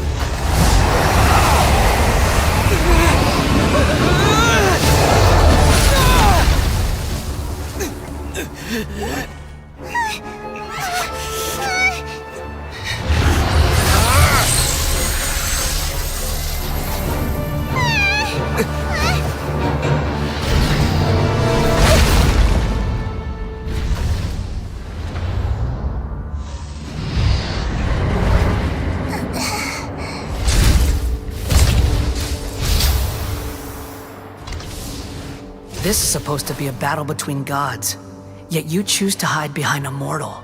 And now, you're acting like you'd sacrifice yourself for a human. Are you having fun proving a false sense of heroism to yourself, Booer?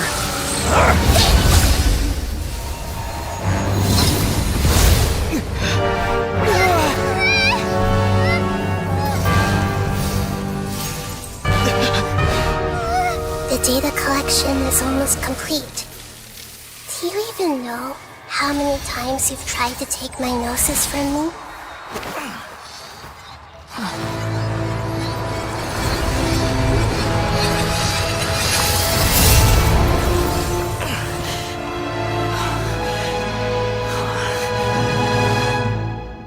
We just concluded the 168th loop.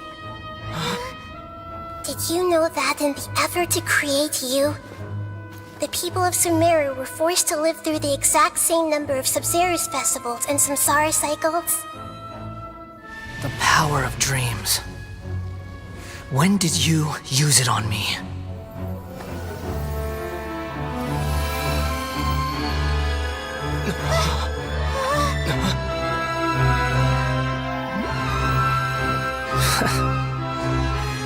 You can't even defeat me in a dream. What do you hope to achieve with this little trick? Come, Traveler. Just like before. Allow me to awaken the memories in your dreams. They about to get go. All that battle experience! It's more than that. Compile everyone's wisdom in the name of the Archon. That is the original function of the Akasha. I've sent everything that happened just now to the people of Sumeru in the form of knowledge. I've asked them to help you find a way to defeat the false god.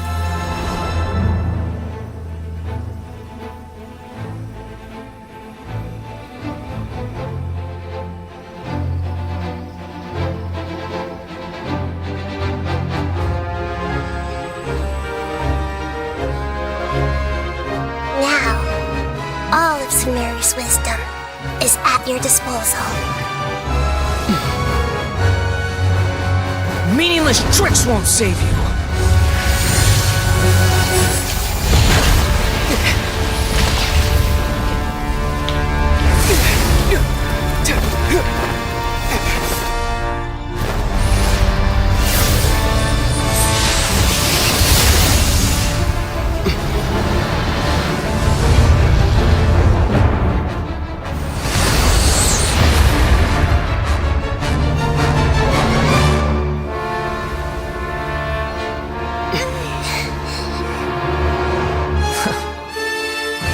Are you done with your tricks? Can I finally take this as a real battle between gods? I'll leave this to you, the first sage of Boor.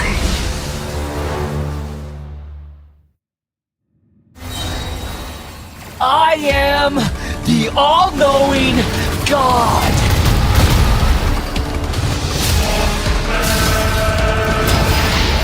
Burn to oblivion! Rain cutter! I'm going in! Nice and spicy! Eat this! No, my sword!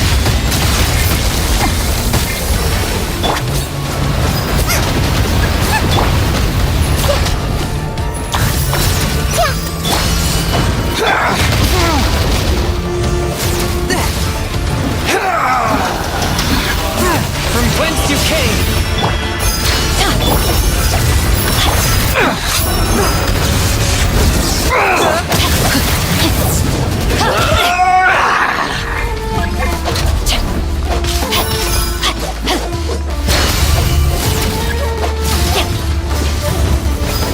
Time to act. Reality is pain!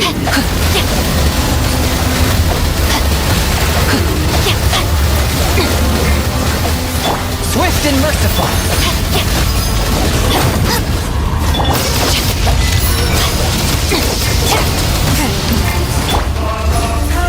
Good riddance, cruel world! Rain outlines your fate. One with my blade!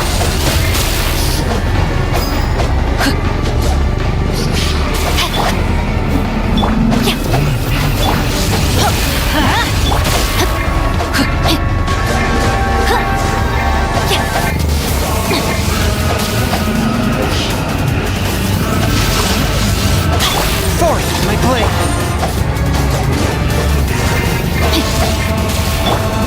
Let's light it up! Body and mind.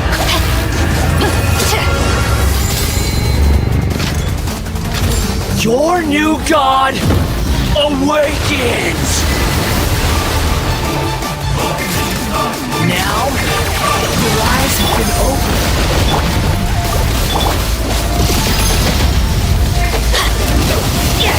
No, my sword! Swift and merciful! Kneel!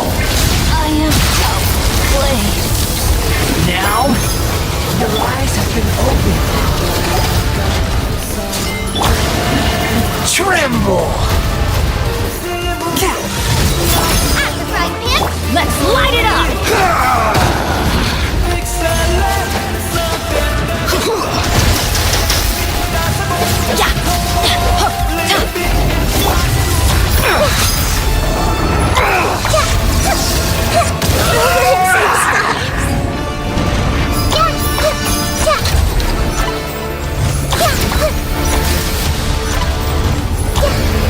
Reality is pain!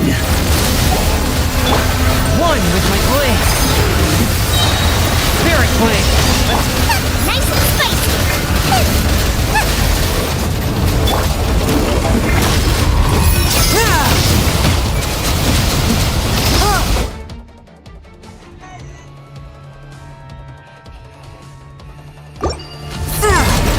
Swift and merciful. Let's light it up! Everybody stand back! Burn to oblivion!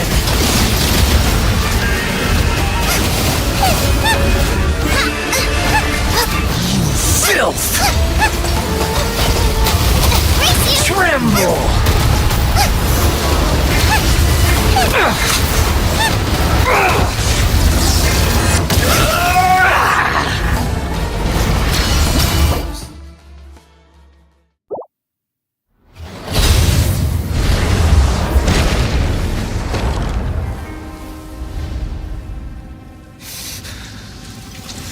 Humans. Filthy humans.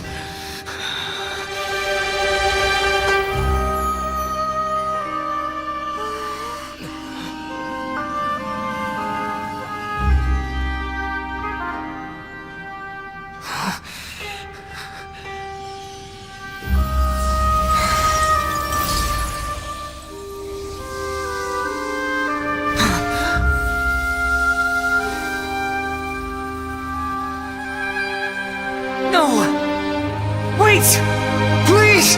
Anything but the Gnosis!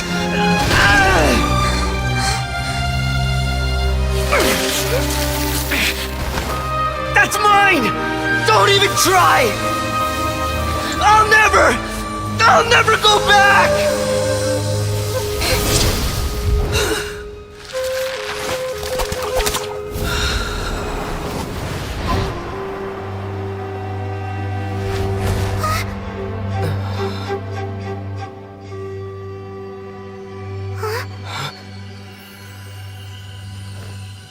We haven't yet found the answer to the most important mystery.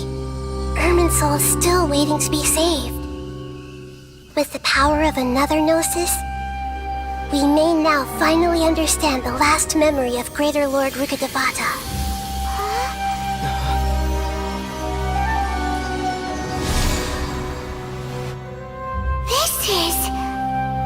That's right. This is the last memory of my predecessor.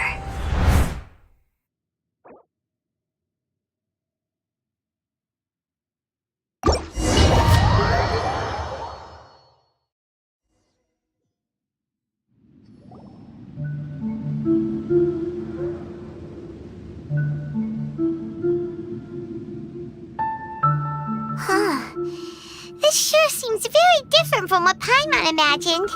Shouldn't Irminsul be in this realm of consciousness? Yes, that is our destination. But I didn't expect the remaining consciousness of Greater Lord Rukkhadevata to be as polluted as this. Forbidden knowledge? It seems you know about a concept that even I don't completely understand. Could you tell me what you know?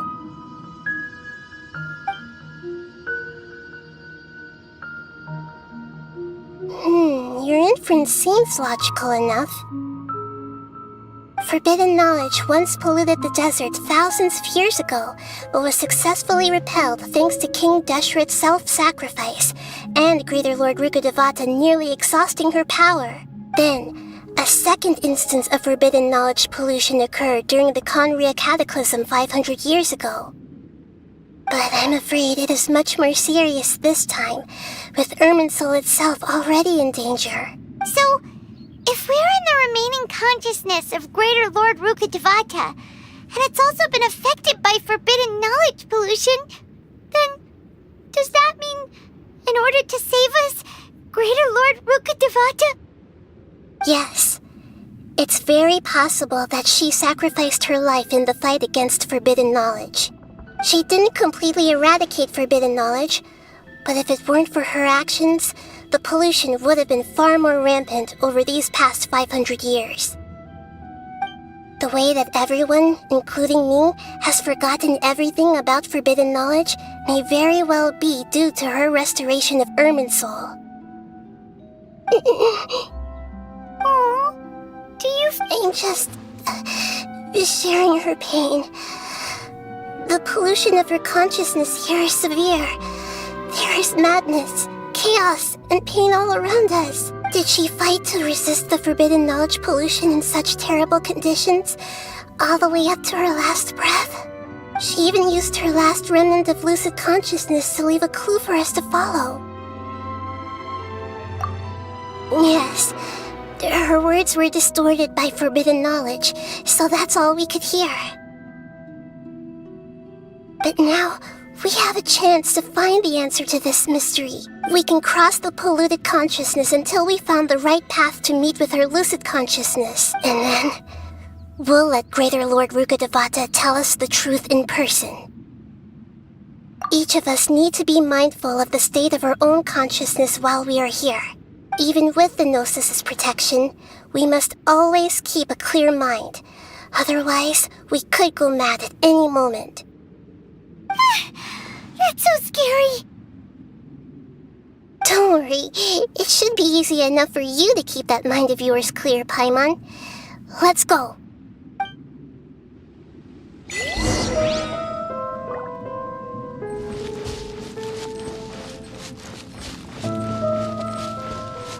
Are we in the air? And why is there a huge boat? That's the boat of consciousness, which symbolizes reason here. Its course is the direction our consciousness is traveling towards. If we lose control over our consciousness, we will fall into madness. So let's make sure the boat stays on course.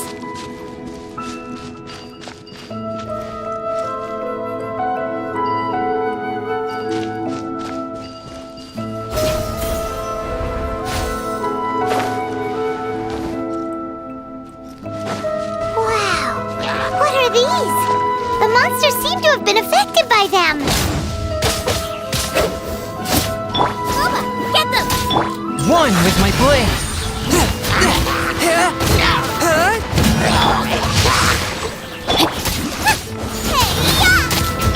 From whence you came. Nice and spicy. Forth, my blade. One with my blade.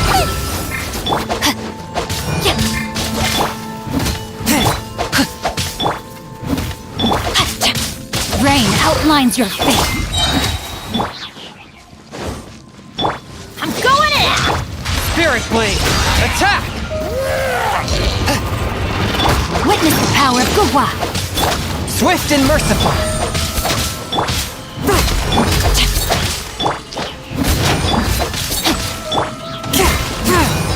Let's light it up!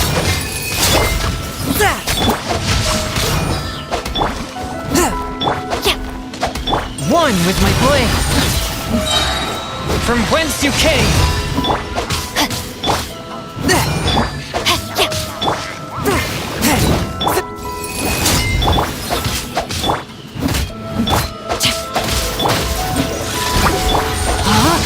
Know my sword.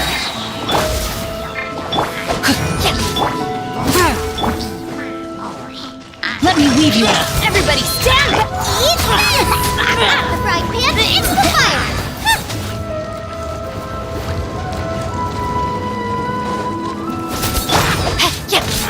Swift and merciful.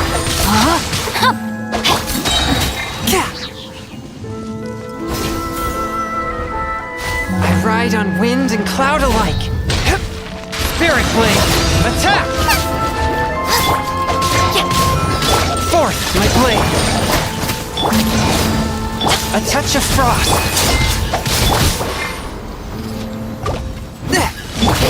Know my sword. Rain outlines your... I have taught you everything I know. Forth, my blade. Loba, get them! Teamwork is dreamwork!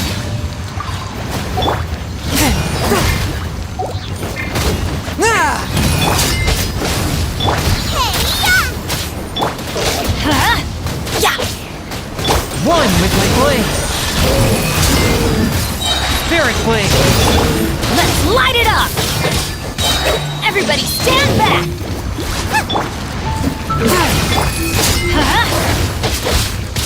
Let's light it up!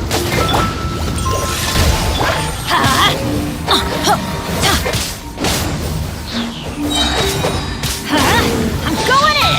At the frying pan!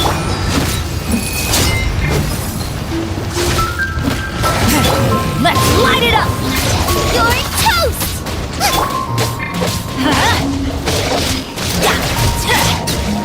Adventure time! Loba, get them! From whence you came.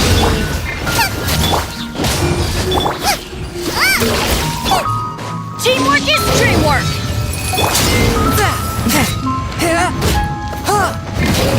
A touch of frost. At the frying pan!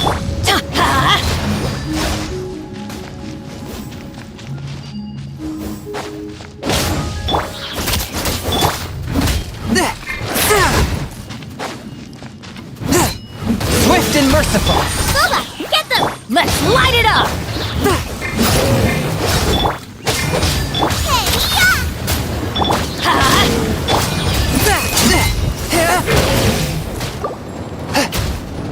I'm the frying pan! Let's light it up! Forth, my blade. I'm going in!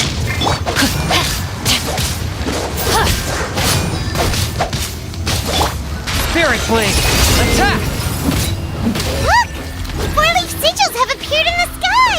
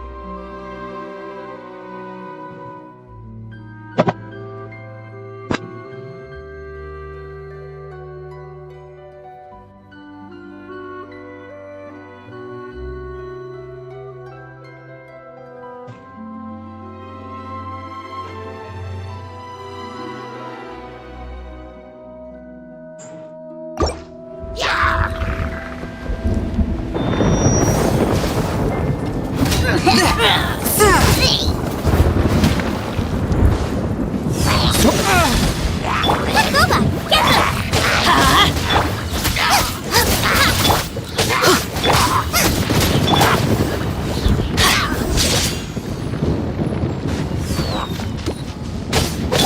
Nice and spicy!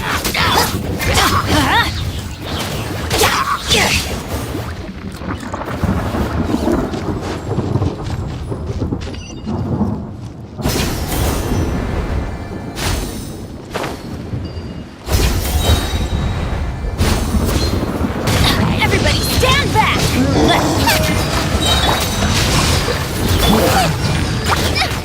Help! My dinner is attacking me! You're toast! I'm the frying pan! Submit for judgment. Dinner's gonna burn!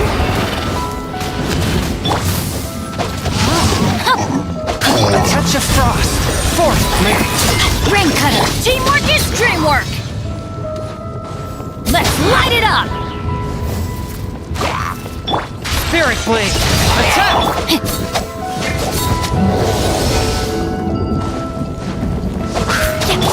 Nice and spicy!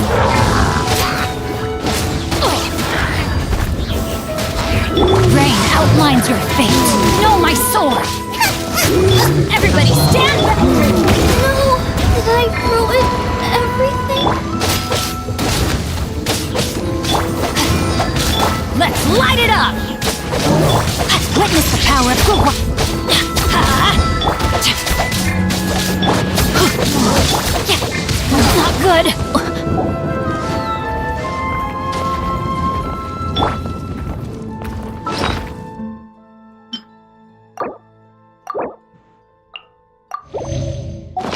Off we go. That's gonna hurt in the morning. Adventure time. I'm going in! Let's light it up! This spells the end of the exorcists.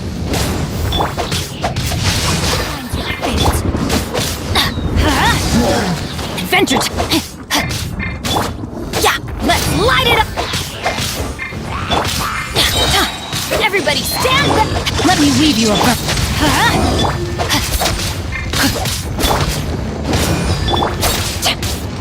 time to act. Let's light it up! Off we go! No, my sword!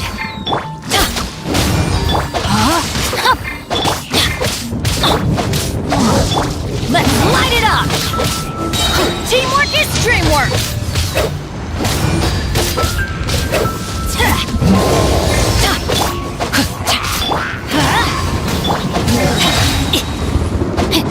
Witness the power of Gugwa! Rain outlines your fate. Let's light it up! I'm going in!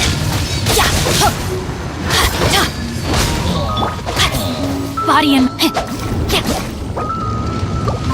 Time to act. Boba, get them!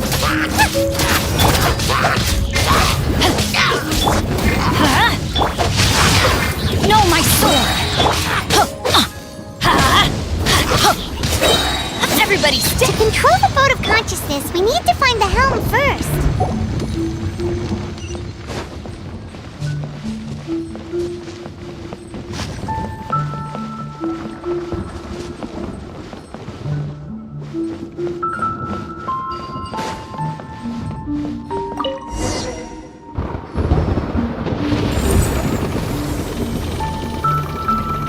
We changed direction. Are we still going the right way, Nahida? Judging from the current route, the boat of consciousness will soon take us out of here.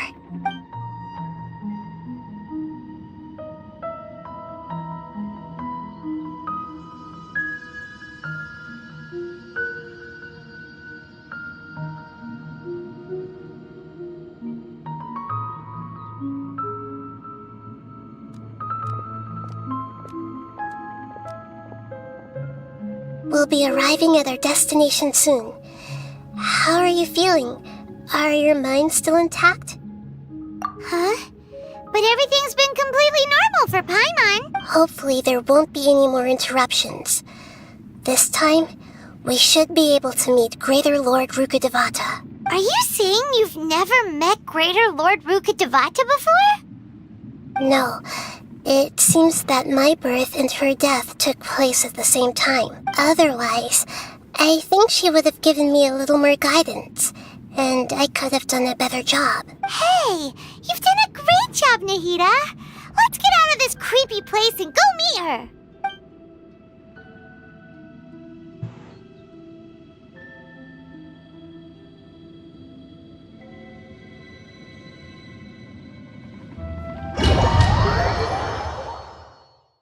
So, is this the place you were talking about? The base of Irminsul?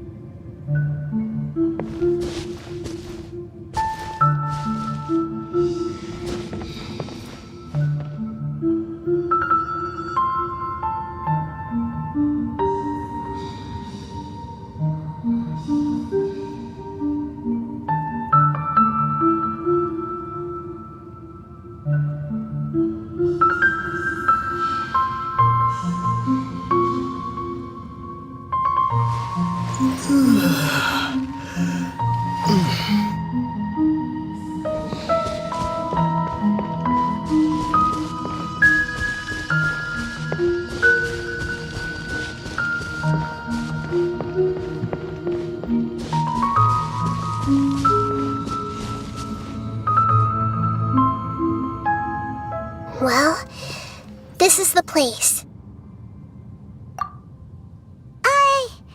We're here to find Greater Lord Rukkhadevata, right?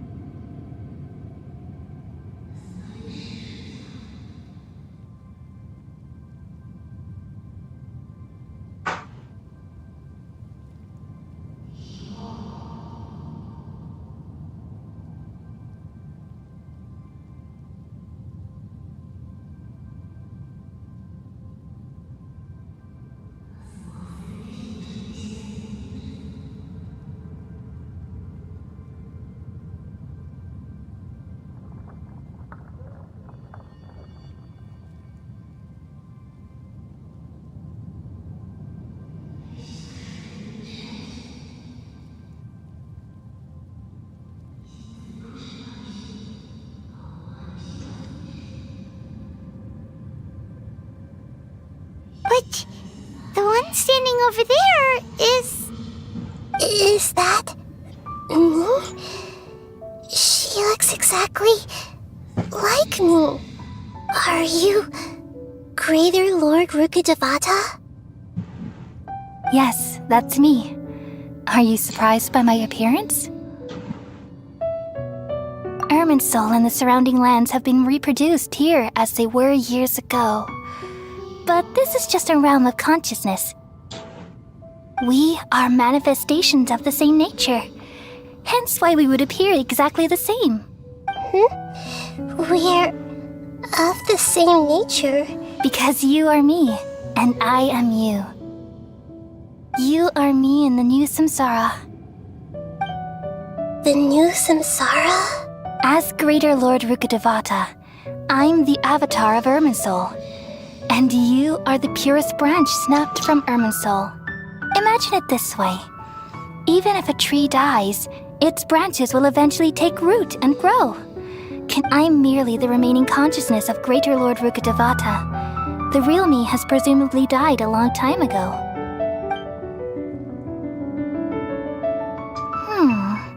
Judging from your appearance, I've probably been dead for 500 years. But you're finally here. My new self in the samsara.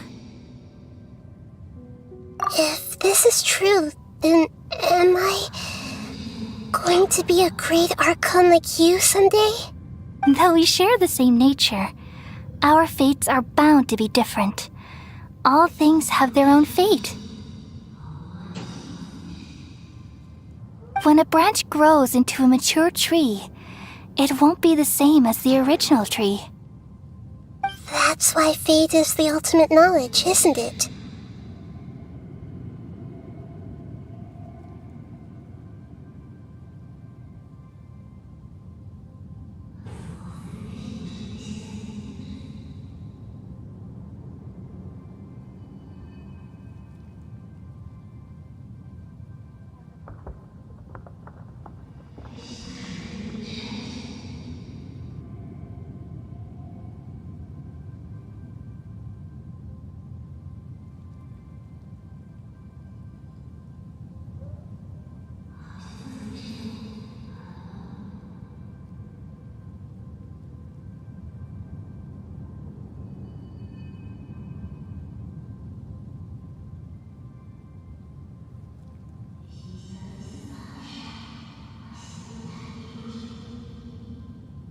That's a great insight. Yes, very good. It's also precisely why you won't become like me. Really?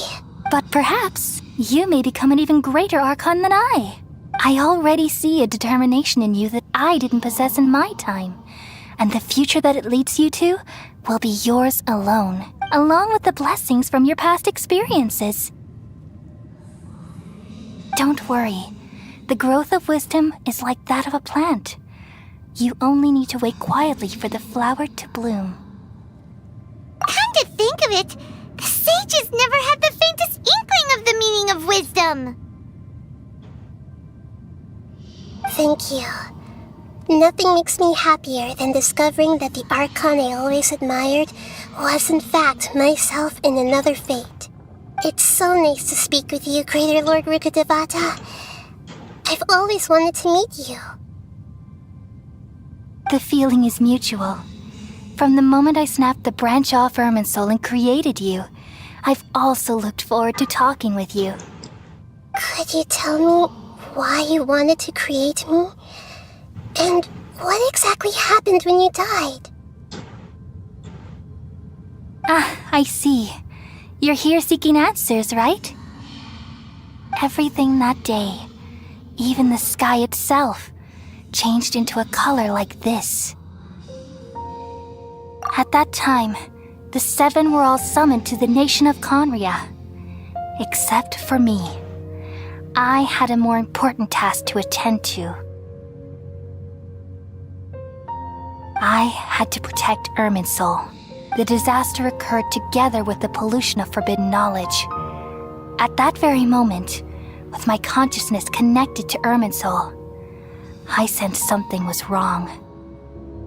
The pain started to torment my mind. By the time I reached Irminsul, It was already displaying signs of corruption. Had I not repelled the pollution of forbidden knowledge with King Deshret thousands of years ago, I might have felt even more hopeless and lost.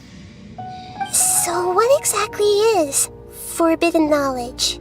It's a kind of knowledge that doesn't belong to this world, and a form of truth that can't be understood. It came from the very bottom of the abyss. Even I could never understand it. The world is constantly rejecting it, leading to all kinds of bad phenomena. If we allow forbidden knowledge to pollute Irminsul, I'm afraid the entirety of Teyvat could fall apart. So, there's knowledge that even the God of Wisdom can't understand? At that time, I knew I couldn't repel the forbidden knowledge with my strength alone. Which is why I created a device that compiled human wisdom and named it the Akasha.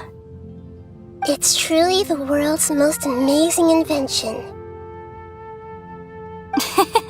Thank you. For a long time, I thought dreams were the fruit of human wisdom. Though it was selfish to do so, I borrowed people's dreams using the Akasha. Then I compiled their wisdom and all of my own power. Well, did it work? Thanks to the wisdom of the people of Sumeru, almost all the forbidden knowledge was cleared from Irminsul. But things didn't go as smoothly as I thought. I had a terrible headache, which gave me an uneasy feeling. And then I remembered that my consciousness was also connected with Irminsul.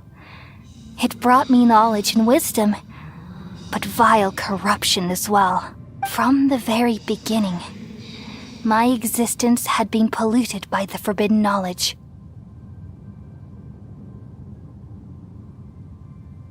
Oh no! How could that happen?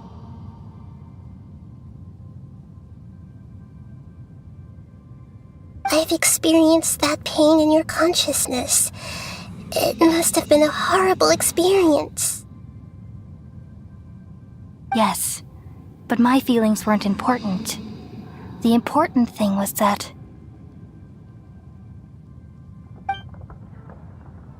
even if I died, my existence and everything related to me would continue to exist in Irminsul as memories and knowledge, meaning that the forbidden knowledge couldn't ever be permanently eradicated.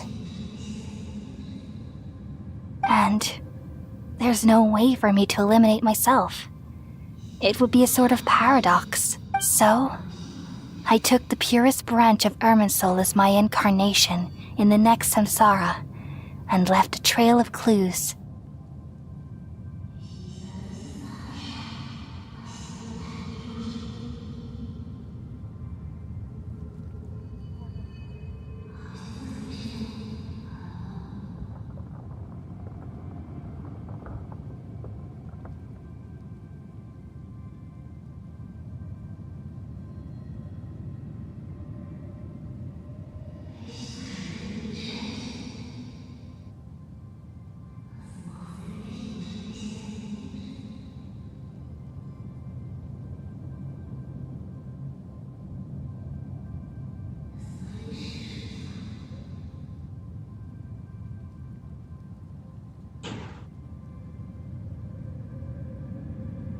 All in hopes that you would come here and remove me and my pollution. Wait, no, I can't. So you realize what that implies. You are very smart indeed. Irminsul has all the knowledge and memories of this world. And as you've realized just now, removing me from Irminsul means I ascend, but this is the only way to save Irminsul. People love you so much, and they've missed you so much over the past 500 years. I am exactly the same. So how can we just forget you like this. Is there really no other way? There must be something else I can do. You're the god of wisdom, Booer. You should know that there is no other way. But this is so cruel. I don't want to forget you. No need to feel so sad, Booer. As someone who delights in wisdom, you should feel joy at finally finding the answer. These are the words in their entirety. The answer you've been seeking all along. Let the world completely forget me.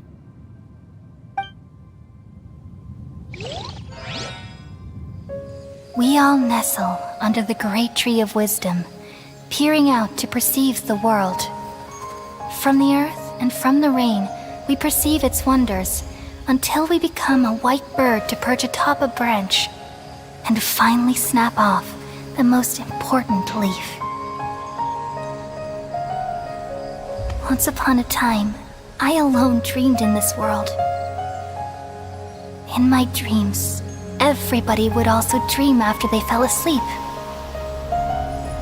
Wild and wonderful thoughts would emerge from their minds.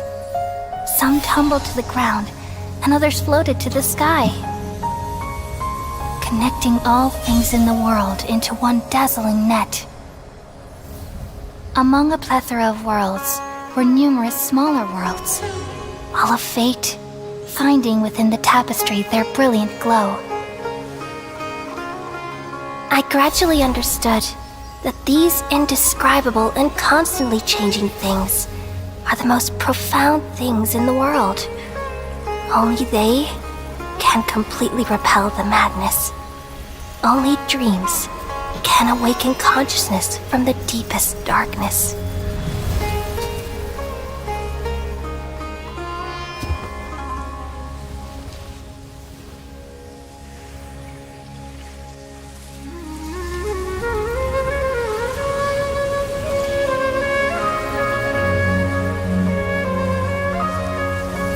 I'm the one who posed this question, yet also the one who sought a solution. Saving the world with the dreams of the people used to be my answer. And now, you've also found your own answer, and I shall return all the dreams to the people.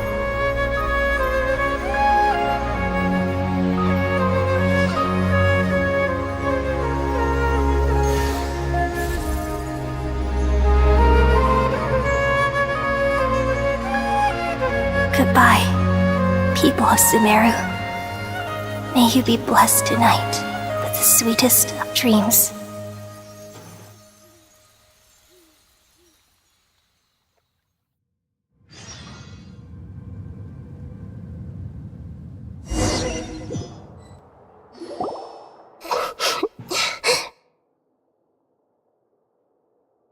I'm alright.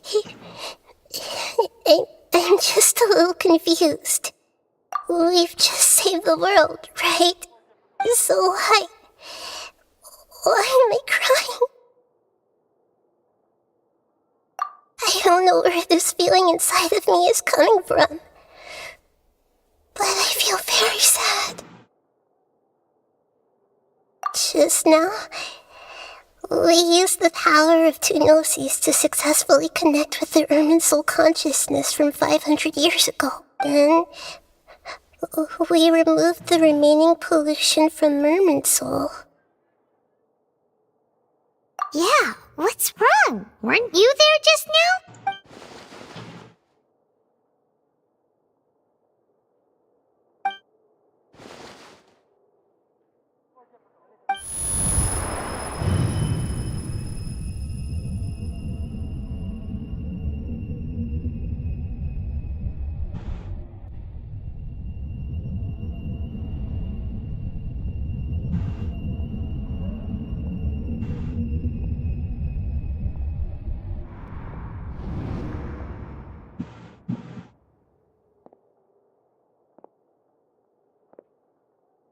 Huh?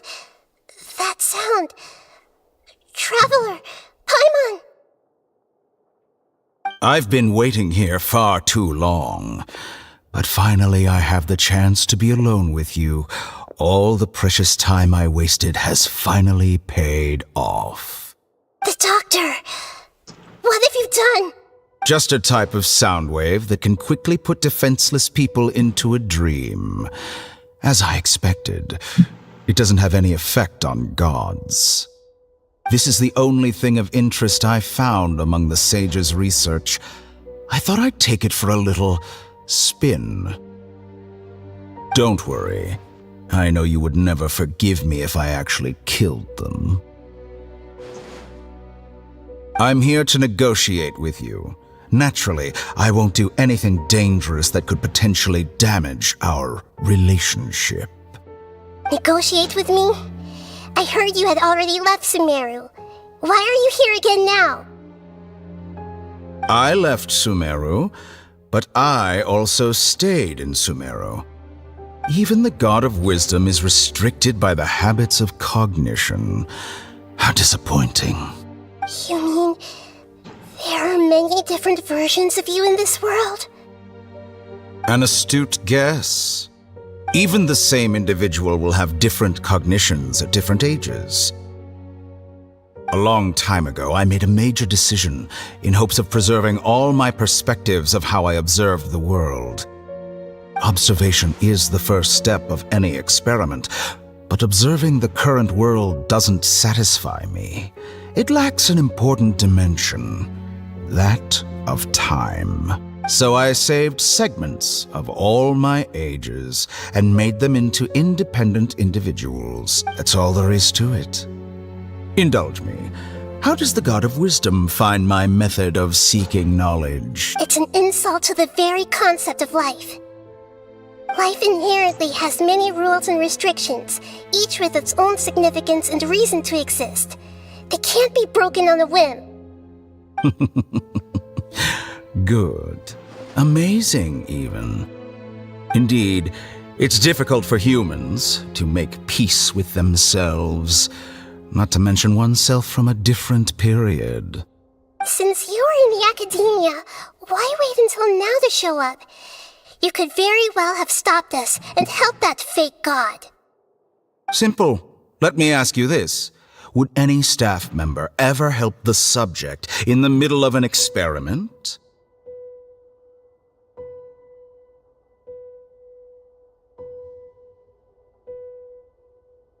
It was my experiment, so why should I interfere with the results? The academia saw the plan to create a god as their ultimate goal, yet you only saw it as an ordinary experiment.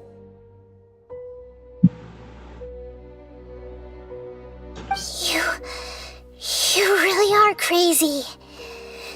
If the experiment succeeded, you would have had a new god on your hands. How would you have faced your own god then? Would you still take the same stance? Would you still hold the same view of yourself? I'm first and foremost a scholar. These results should be left to the judgment of the hypothetical me confronted with that outcome. But you're right. And that's exactly why I'm disappointed with the conclusion of this experiment. As an individual, you don't have any sense of belonging. You seem to have even fewer convictions than a typical scholar. Oh no, I certainly have my own convictions. They just don't fit your standards, that's all. All right, that's enough conversation for today. The experiment is over, and it's time to tidy up the equipment and reclaim any useful materials. For example, the Gnosis. Lesser Lord Kusanali, you're an intelligent Archon. I'm sure you understand the disparity in our combat abilities at this time. Besides, you have no way to use that Electro-Gnosis in battle. Didn't you say you were here to negotiate with me? Somehow, it's starting to seem like you intend to take it by force now. I'm merely stating a fact. After all, I'm also a scholar. Naturally, I hope to show proper respect and dignity to the God of Wisdom. Your hypocrisy is built on absolute confidence. I understand your scheme, but... what if I were to destroy the Gnosis now and awaken the heavenly principles? Awaken the heavenly principles? Do you think that's really possible? The heavenly principles have been silent for many years, but the Gnosis are symbols of their control over Tevat and all the laws. Will the destruction of a Gnosis attract the attention of the heavenly principles? And if so, how do the Fatui plan to deal with the consequences? Do you dare to gamble such a possibility with me? Gamble? How surprising. I thought you would show evidence or use rigorous reasoning to prove your point. The word gamble is the last thing I expected to hear from the God of Wisdom. But this is a clever move. You must have seen through me when I first captured your consciousness. As a scholar, I respect all possibilities. This has always been my principle and is an essential trait as an experimenter. Indeed, I can't ignore this possibility. So tell me then, what are your conditions? This foreign Gnosis will only lead to disaster if it stays in Sumeru.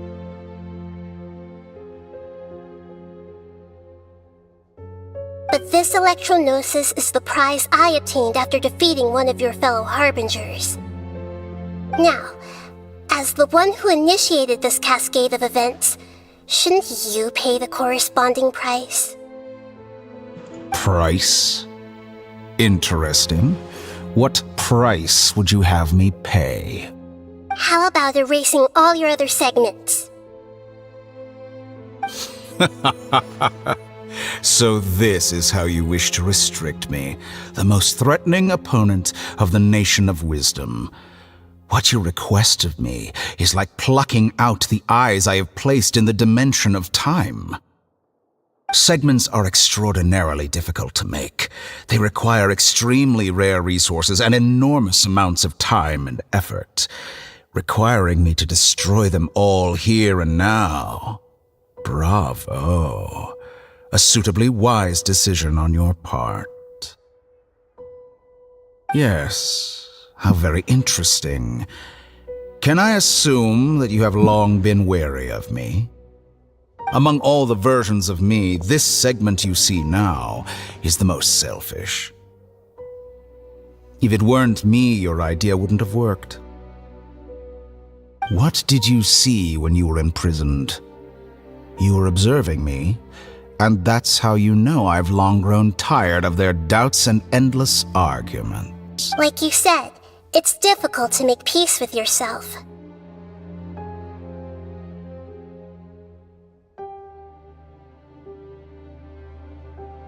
Being as smart as you are, have you managed to do that?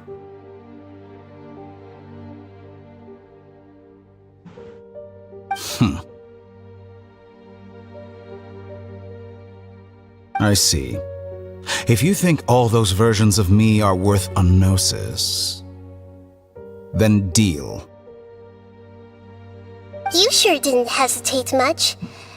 Is the relationship between all the versions of you really that bad? I don't think there's any need to dwell on that.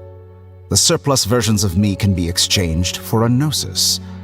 Do you think anyone can offer themselves at a higher price?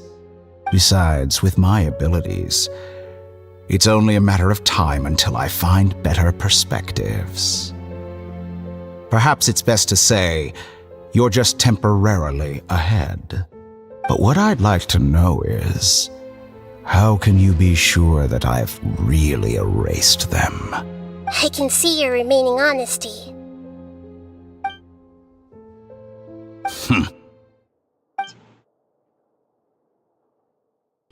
What a ridiculous decision! Sheer You can't be foolishness. serious!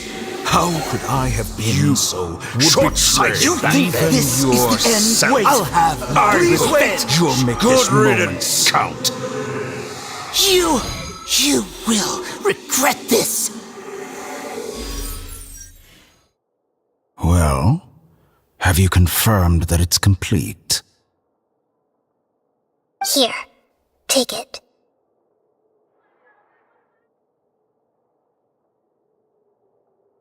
The future of Sumeru City will be in my hands alone. I will shut down the Akasha and let curiosity and the thirst for knowledge drive the realm of academics once again. There won't be any further gaps for you to exploit. It truly pains me that my academic achievements have never been appreciated in my homeland. Of course, I have no interest in being rejected by this city for a third time. Another chess piece. And where is your dendronosis? Don't be greedy, Harbinger of Snezhnaya.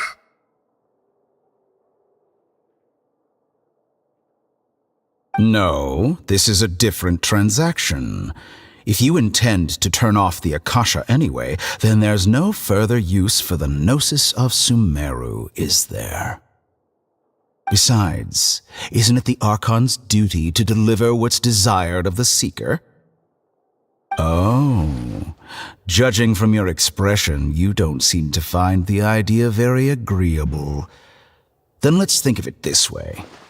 Since you're the god of wisdom, how about I exchange some knowledge with you?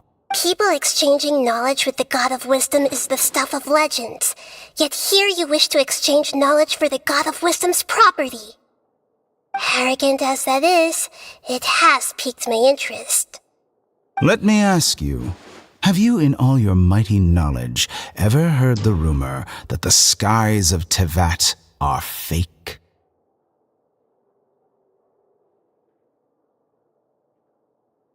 Huh?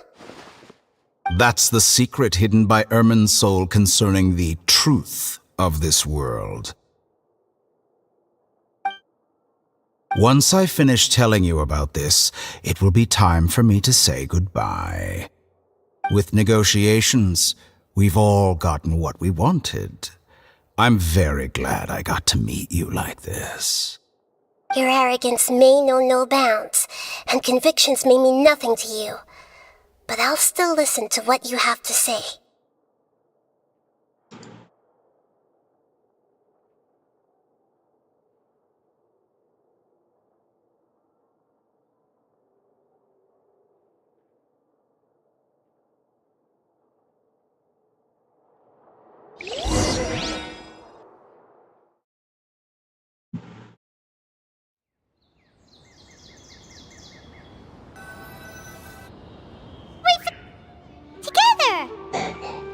Okay.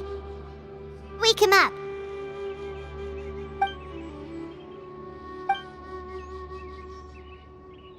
Are you awake? Kali says it's time for breakfast. Come on, get up! Good morning! How are you feeling today? Good to hear. It looks like we've recovered pretty well. Not even Tainari could stop us from going out now, right?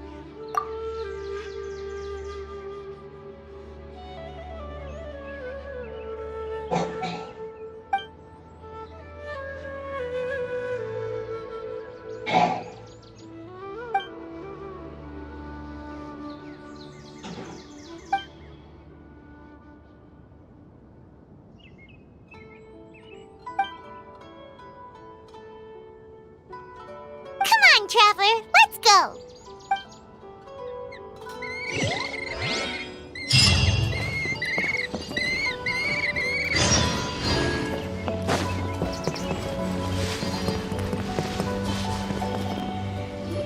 Good morning! Looks like you're awake. Yep. I prepared some breakfast today. Please have a taste. I hope you'll like it. It's nice to have you here so we can eat something yummy. Well, now that I've recovered from Alizar, I'm feeling better than ever. I can even prepare 4 or 5 meals a day now. And Paimon bets they're all delicious.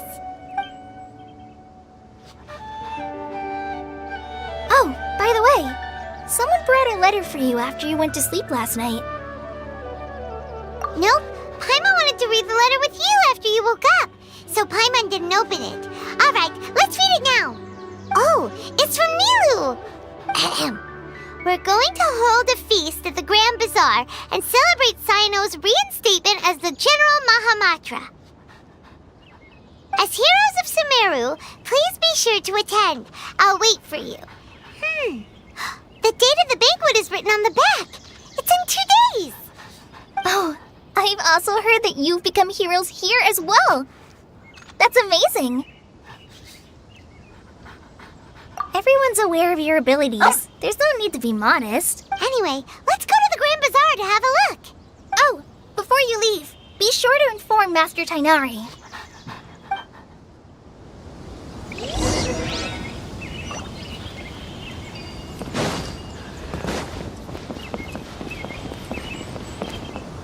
Tainari!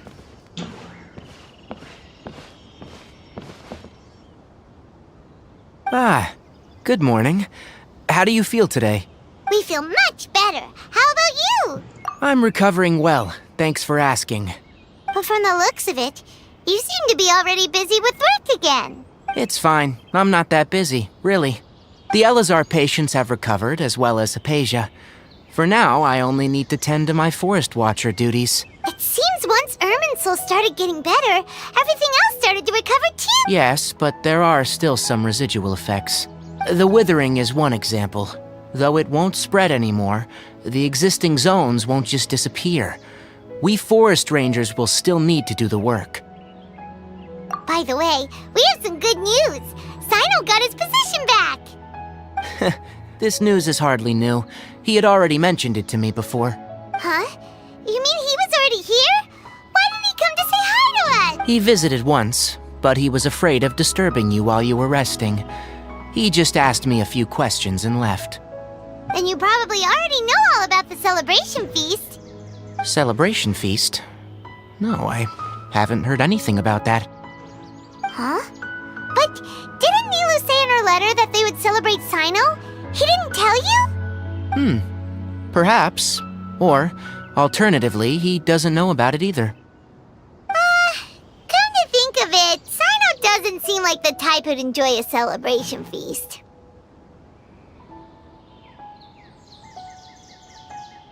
You and Kale are both Sino's close friends. Why don't you come to the feast with us? Kale has taken over some of my tasks these days. I don't think she'll have time for it, not to mention me. You see, some VIPs have come to the forest recently. Huh? VIPs? Very important Paimons? Well, technically speaking, they are former VIPs. The sages involved in recent incidents have begun their training in the Avidia Forest, and the people they had previously imprisoned have all been released. Huh? Yes, he's a little weak, but he isn't injured and his condition is stable. Lesser Lord Kusanali, in her boundless mercy, has decided to spare Azar and the other wrongdoers. Supposedly, they were ashamed of their shallow ideologies, and have decided to dedicate the rest of their lives to cultivating wisdom in the Avidia Forest. When they learned that Lesser Lord Kusanali had defeated the Balladeer and saved Irminsul, they were shocked at first, but also became happy, feeling that the sacred light guiding them on the path of discovering wisdom had begun to shine once again. As a result, work has increased for the forest rangers. That sounds really exhausting. There's nothing we can do, really. But that's another topic. Back to the matter at hand. Are you two planning to head out? Ah, right! We're here to request permission to head out. You've recovered well. You may go. But be careful. Yay! Will do!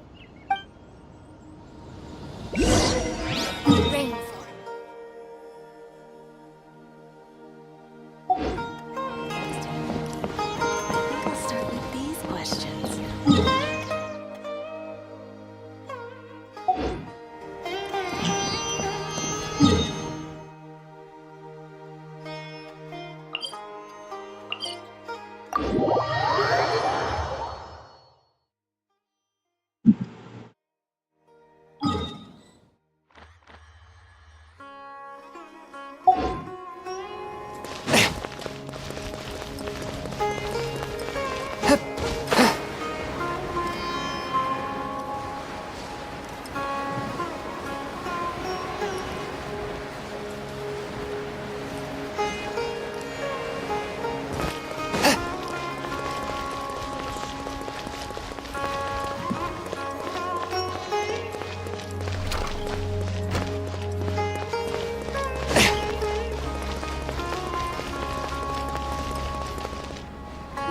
Well, there won't be any problems if the feast starts at that time. Everything has already been prepared. Mr. Zubair, I finished tallying things up here. Well, except for the guests. Is a simple reply really that much to ask of our guests? It's affecting our arrangements. Oh, it'll be fine. Besides, it never hurts to get things ready in advance. I was thinking the same thing. The feast— Hey, Nilu! Traveler, Paimon! We got your letters, so here we are! You're the best! The other guests haven't even replied yet.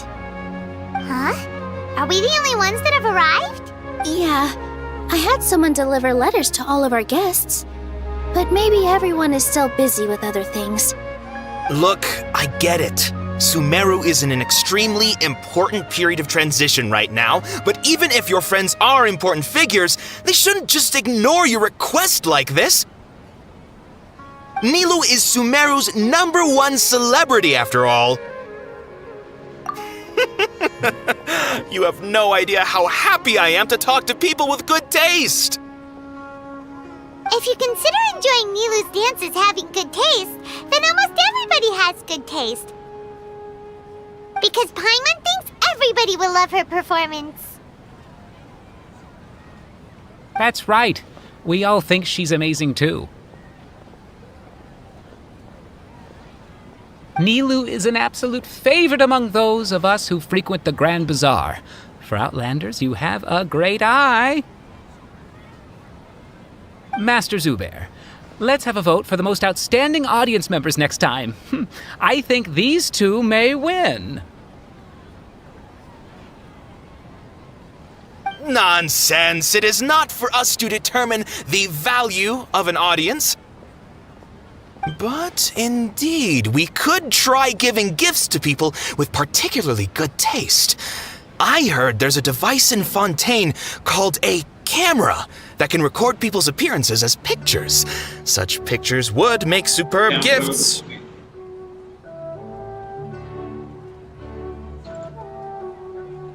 Ooh, good idea. I wonder where we can find one.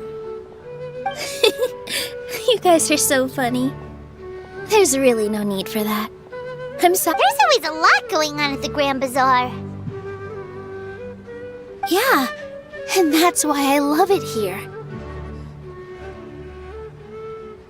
Traveler and Paimon, could you help confirm if the letters were actually delivered? If for some reason they didn't receive the letters, then please tell everyone that there will be a feast here. Yeah, we can also check out how everything in Sumeru is going now.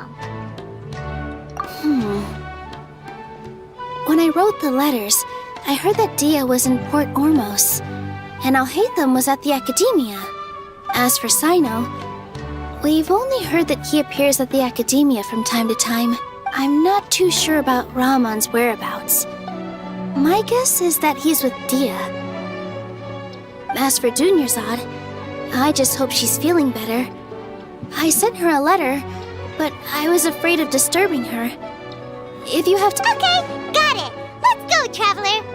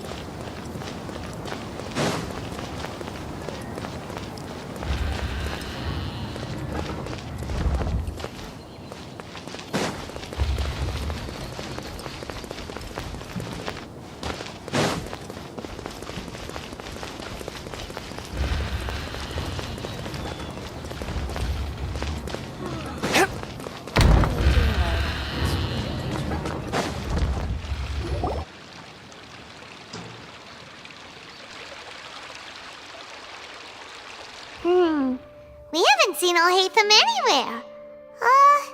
Let's ask that person over there.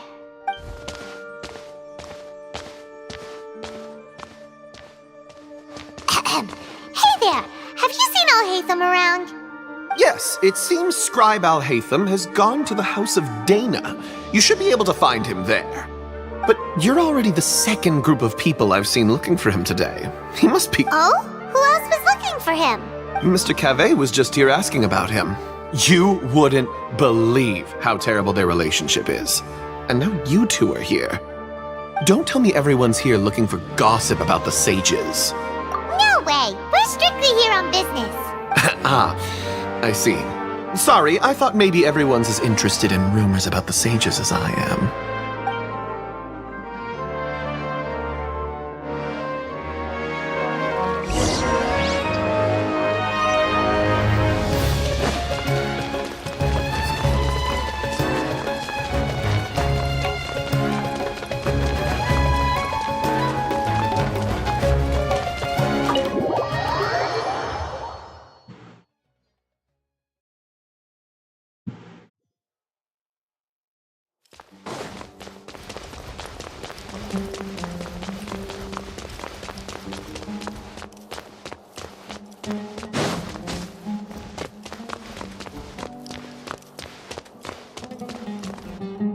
Alhaitham should be around here somewhere, right?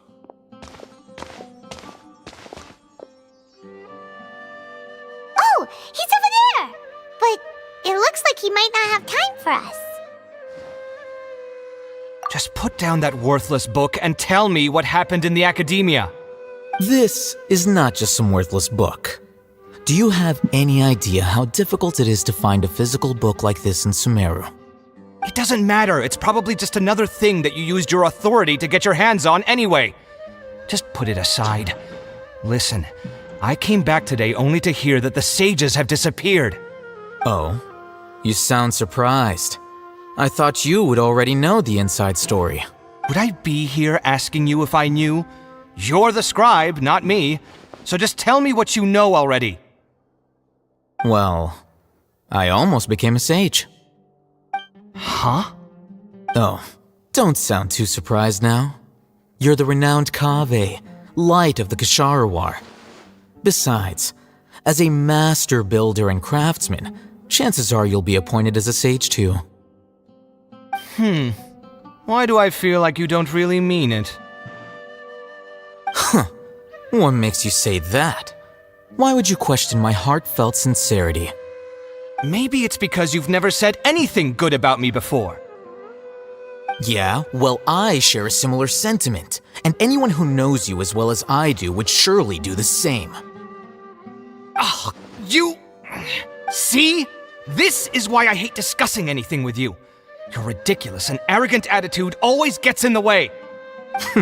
It seems that you really can't stand my personality. Ha! What was your first clue? Well, then you might as well move out of my house. Are you threatening me? And don't change the subject! You, a sage? What a joke. The academia might as well just close tomorrow. Are they having a fight? Forget what's going on with the academia. Haven't you been busy with your construction project? Tell me, when are you going to build yourself a mansion? Don't get me started! I get angry just thinking about it. So, what great building did our master architect work on this time? Like I need to tell you. Keep your nose out of my business. No, I think we deserve to know. Where were you when Sumeru needed you most? I was in the desert for a large project, but considering Haravatat's utter ignorance of architectural and aesthetic matters, you probably wouldn't understand. Which is truly unfortunate. I can only pity the man who doesn't understand the first thing about beauty and romance. Unlike a true... Hold on, wait a second. What do you mean by when Sumeru needed me most? Well, while you were out fiddling around in the desert, many people came together to save Sumeru from a crisis. Ha! And you think I'd believe that? Look, all you really need to know is that Azar and all his accomplices have all been overthrown. Huh? What nonsense are you talking about? It's no skin off my nose if you don't believe me. It's not like my Darshan was the one trying to apply for funding from the Grand Sage. Yours, though, on the other hand...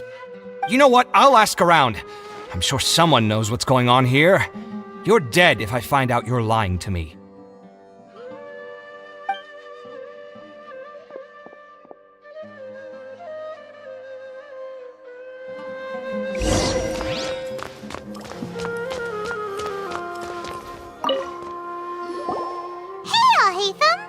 Oh, it's you two. What's the matter? We're running some errands for Nilu. Have you received her letter? Letter? Nilu said she sent out a letter inviting everyone to a celebration feast in 2 days at the Grand Bazaar. We'll also be celebrating Zaino's reinstatement as General Mahamatra. If she addressed the letter to Al-Haytham of the Academia, then the letter should have gone to my office. I've been busy these days, so I haven't had time to check for any new mail at my office. I only now have some free time to attend to personal matters. Have you always been so busy with your work? Of course not. I'm only busy these days because several sages have been dismissed recently and the whole academia was practically turned upside down. Kainari told us they all went to train in the Avidia Forest. Apparently they will spend the rest of their lives there. That is already the best possible ending for the likes of them.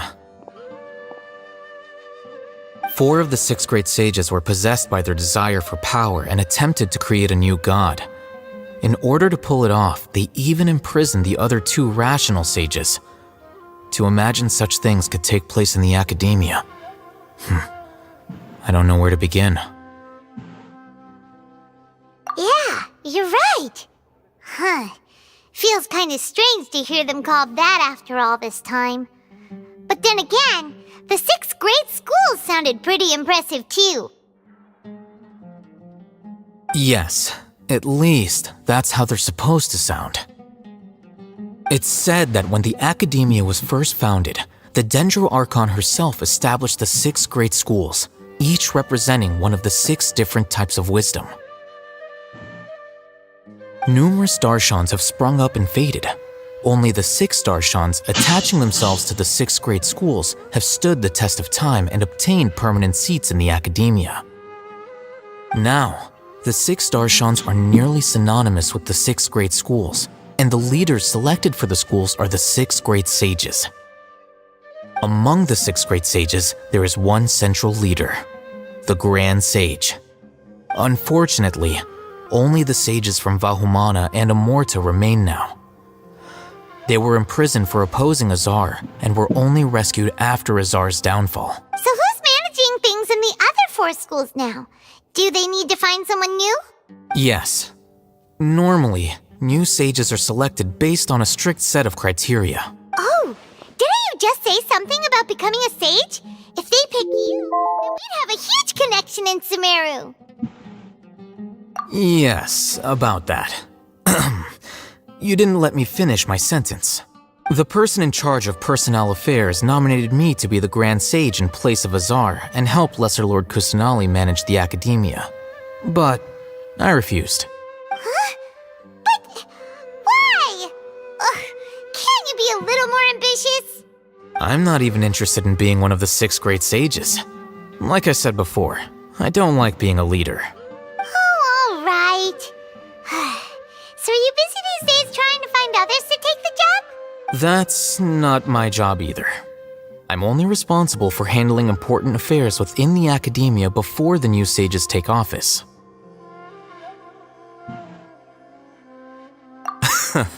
And the first thing I'll do is reject Kasharawar's application for funding. By the way, who was that other person just now?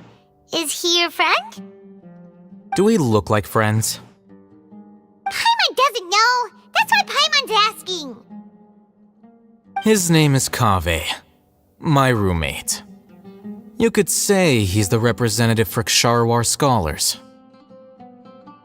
Which is exactly why he always has so many problems. So everything that's happened recently must be a huge change for the people of Sumeru. Such is the work of the Academia Scribe. Well, anyway, no matter how busy you are, since you are our planner, remember to attend the celebration feast in 2 days. All right, I'll see you there.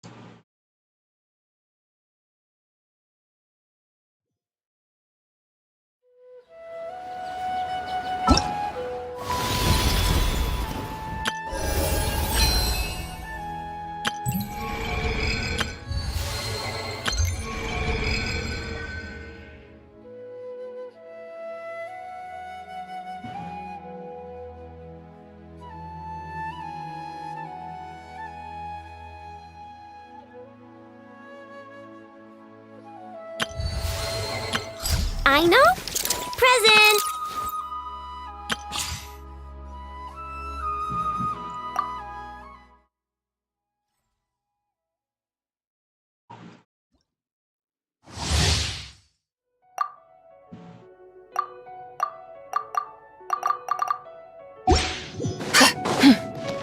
Without further ado,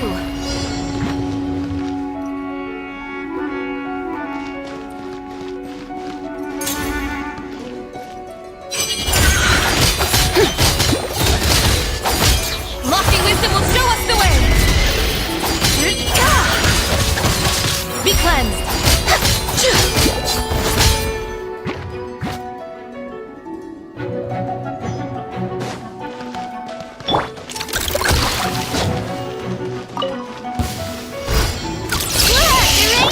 Begone, shadow of darkness! All the light... Surge. A new moon rises. Divine light, shield them.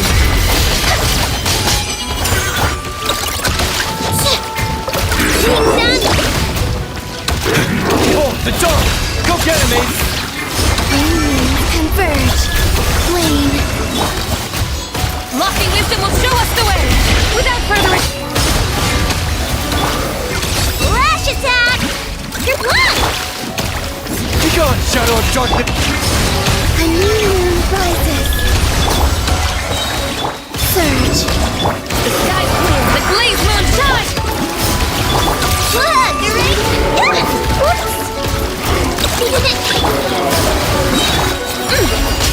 Behold, the dawn! Moons converge. Flame. Why isn't it working? You got this! Lofty wisdom will show us the way. Without further ado.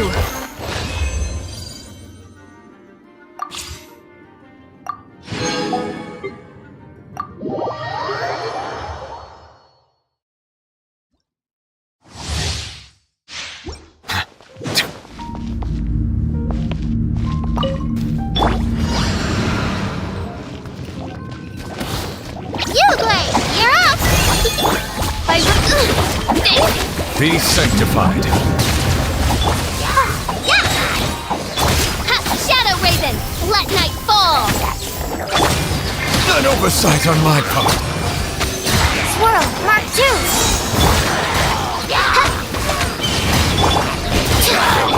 Ready, go! The tides beckon. Midnight Phantasmagoria. No rest. Animal test 6308. Bow your head. Enhanced animal. You're up!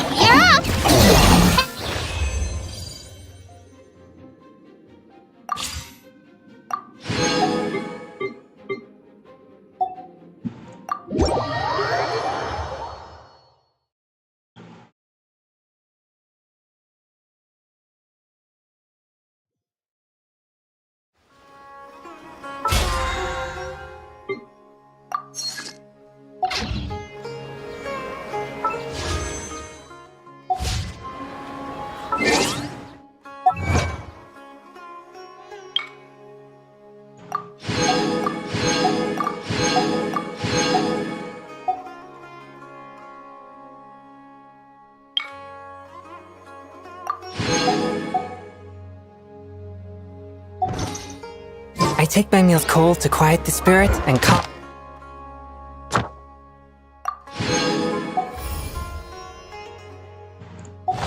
my vital energies. Genshin infused water with ice is the most effective. Ad Astra at. Thank you for.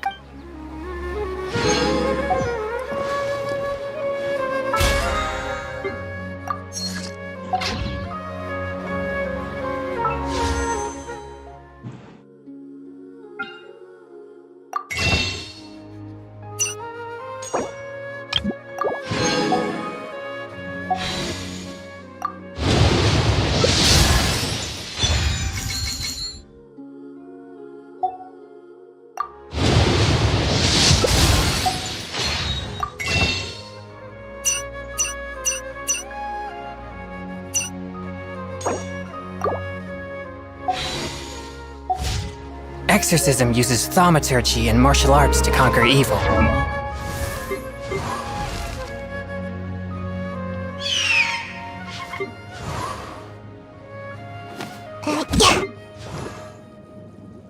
La da da da da da da da da da.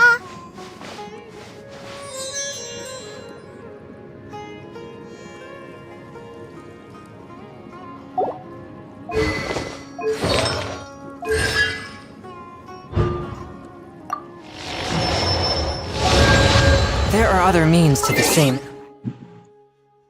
but they are not the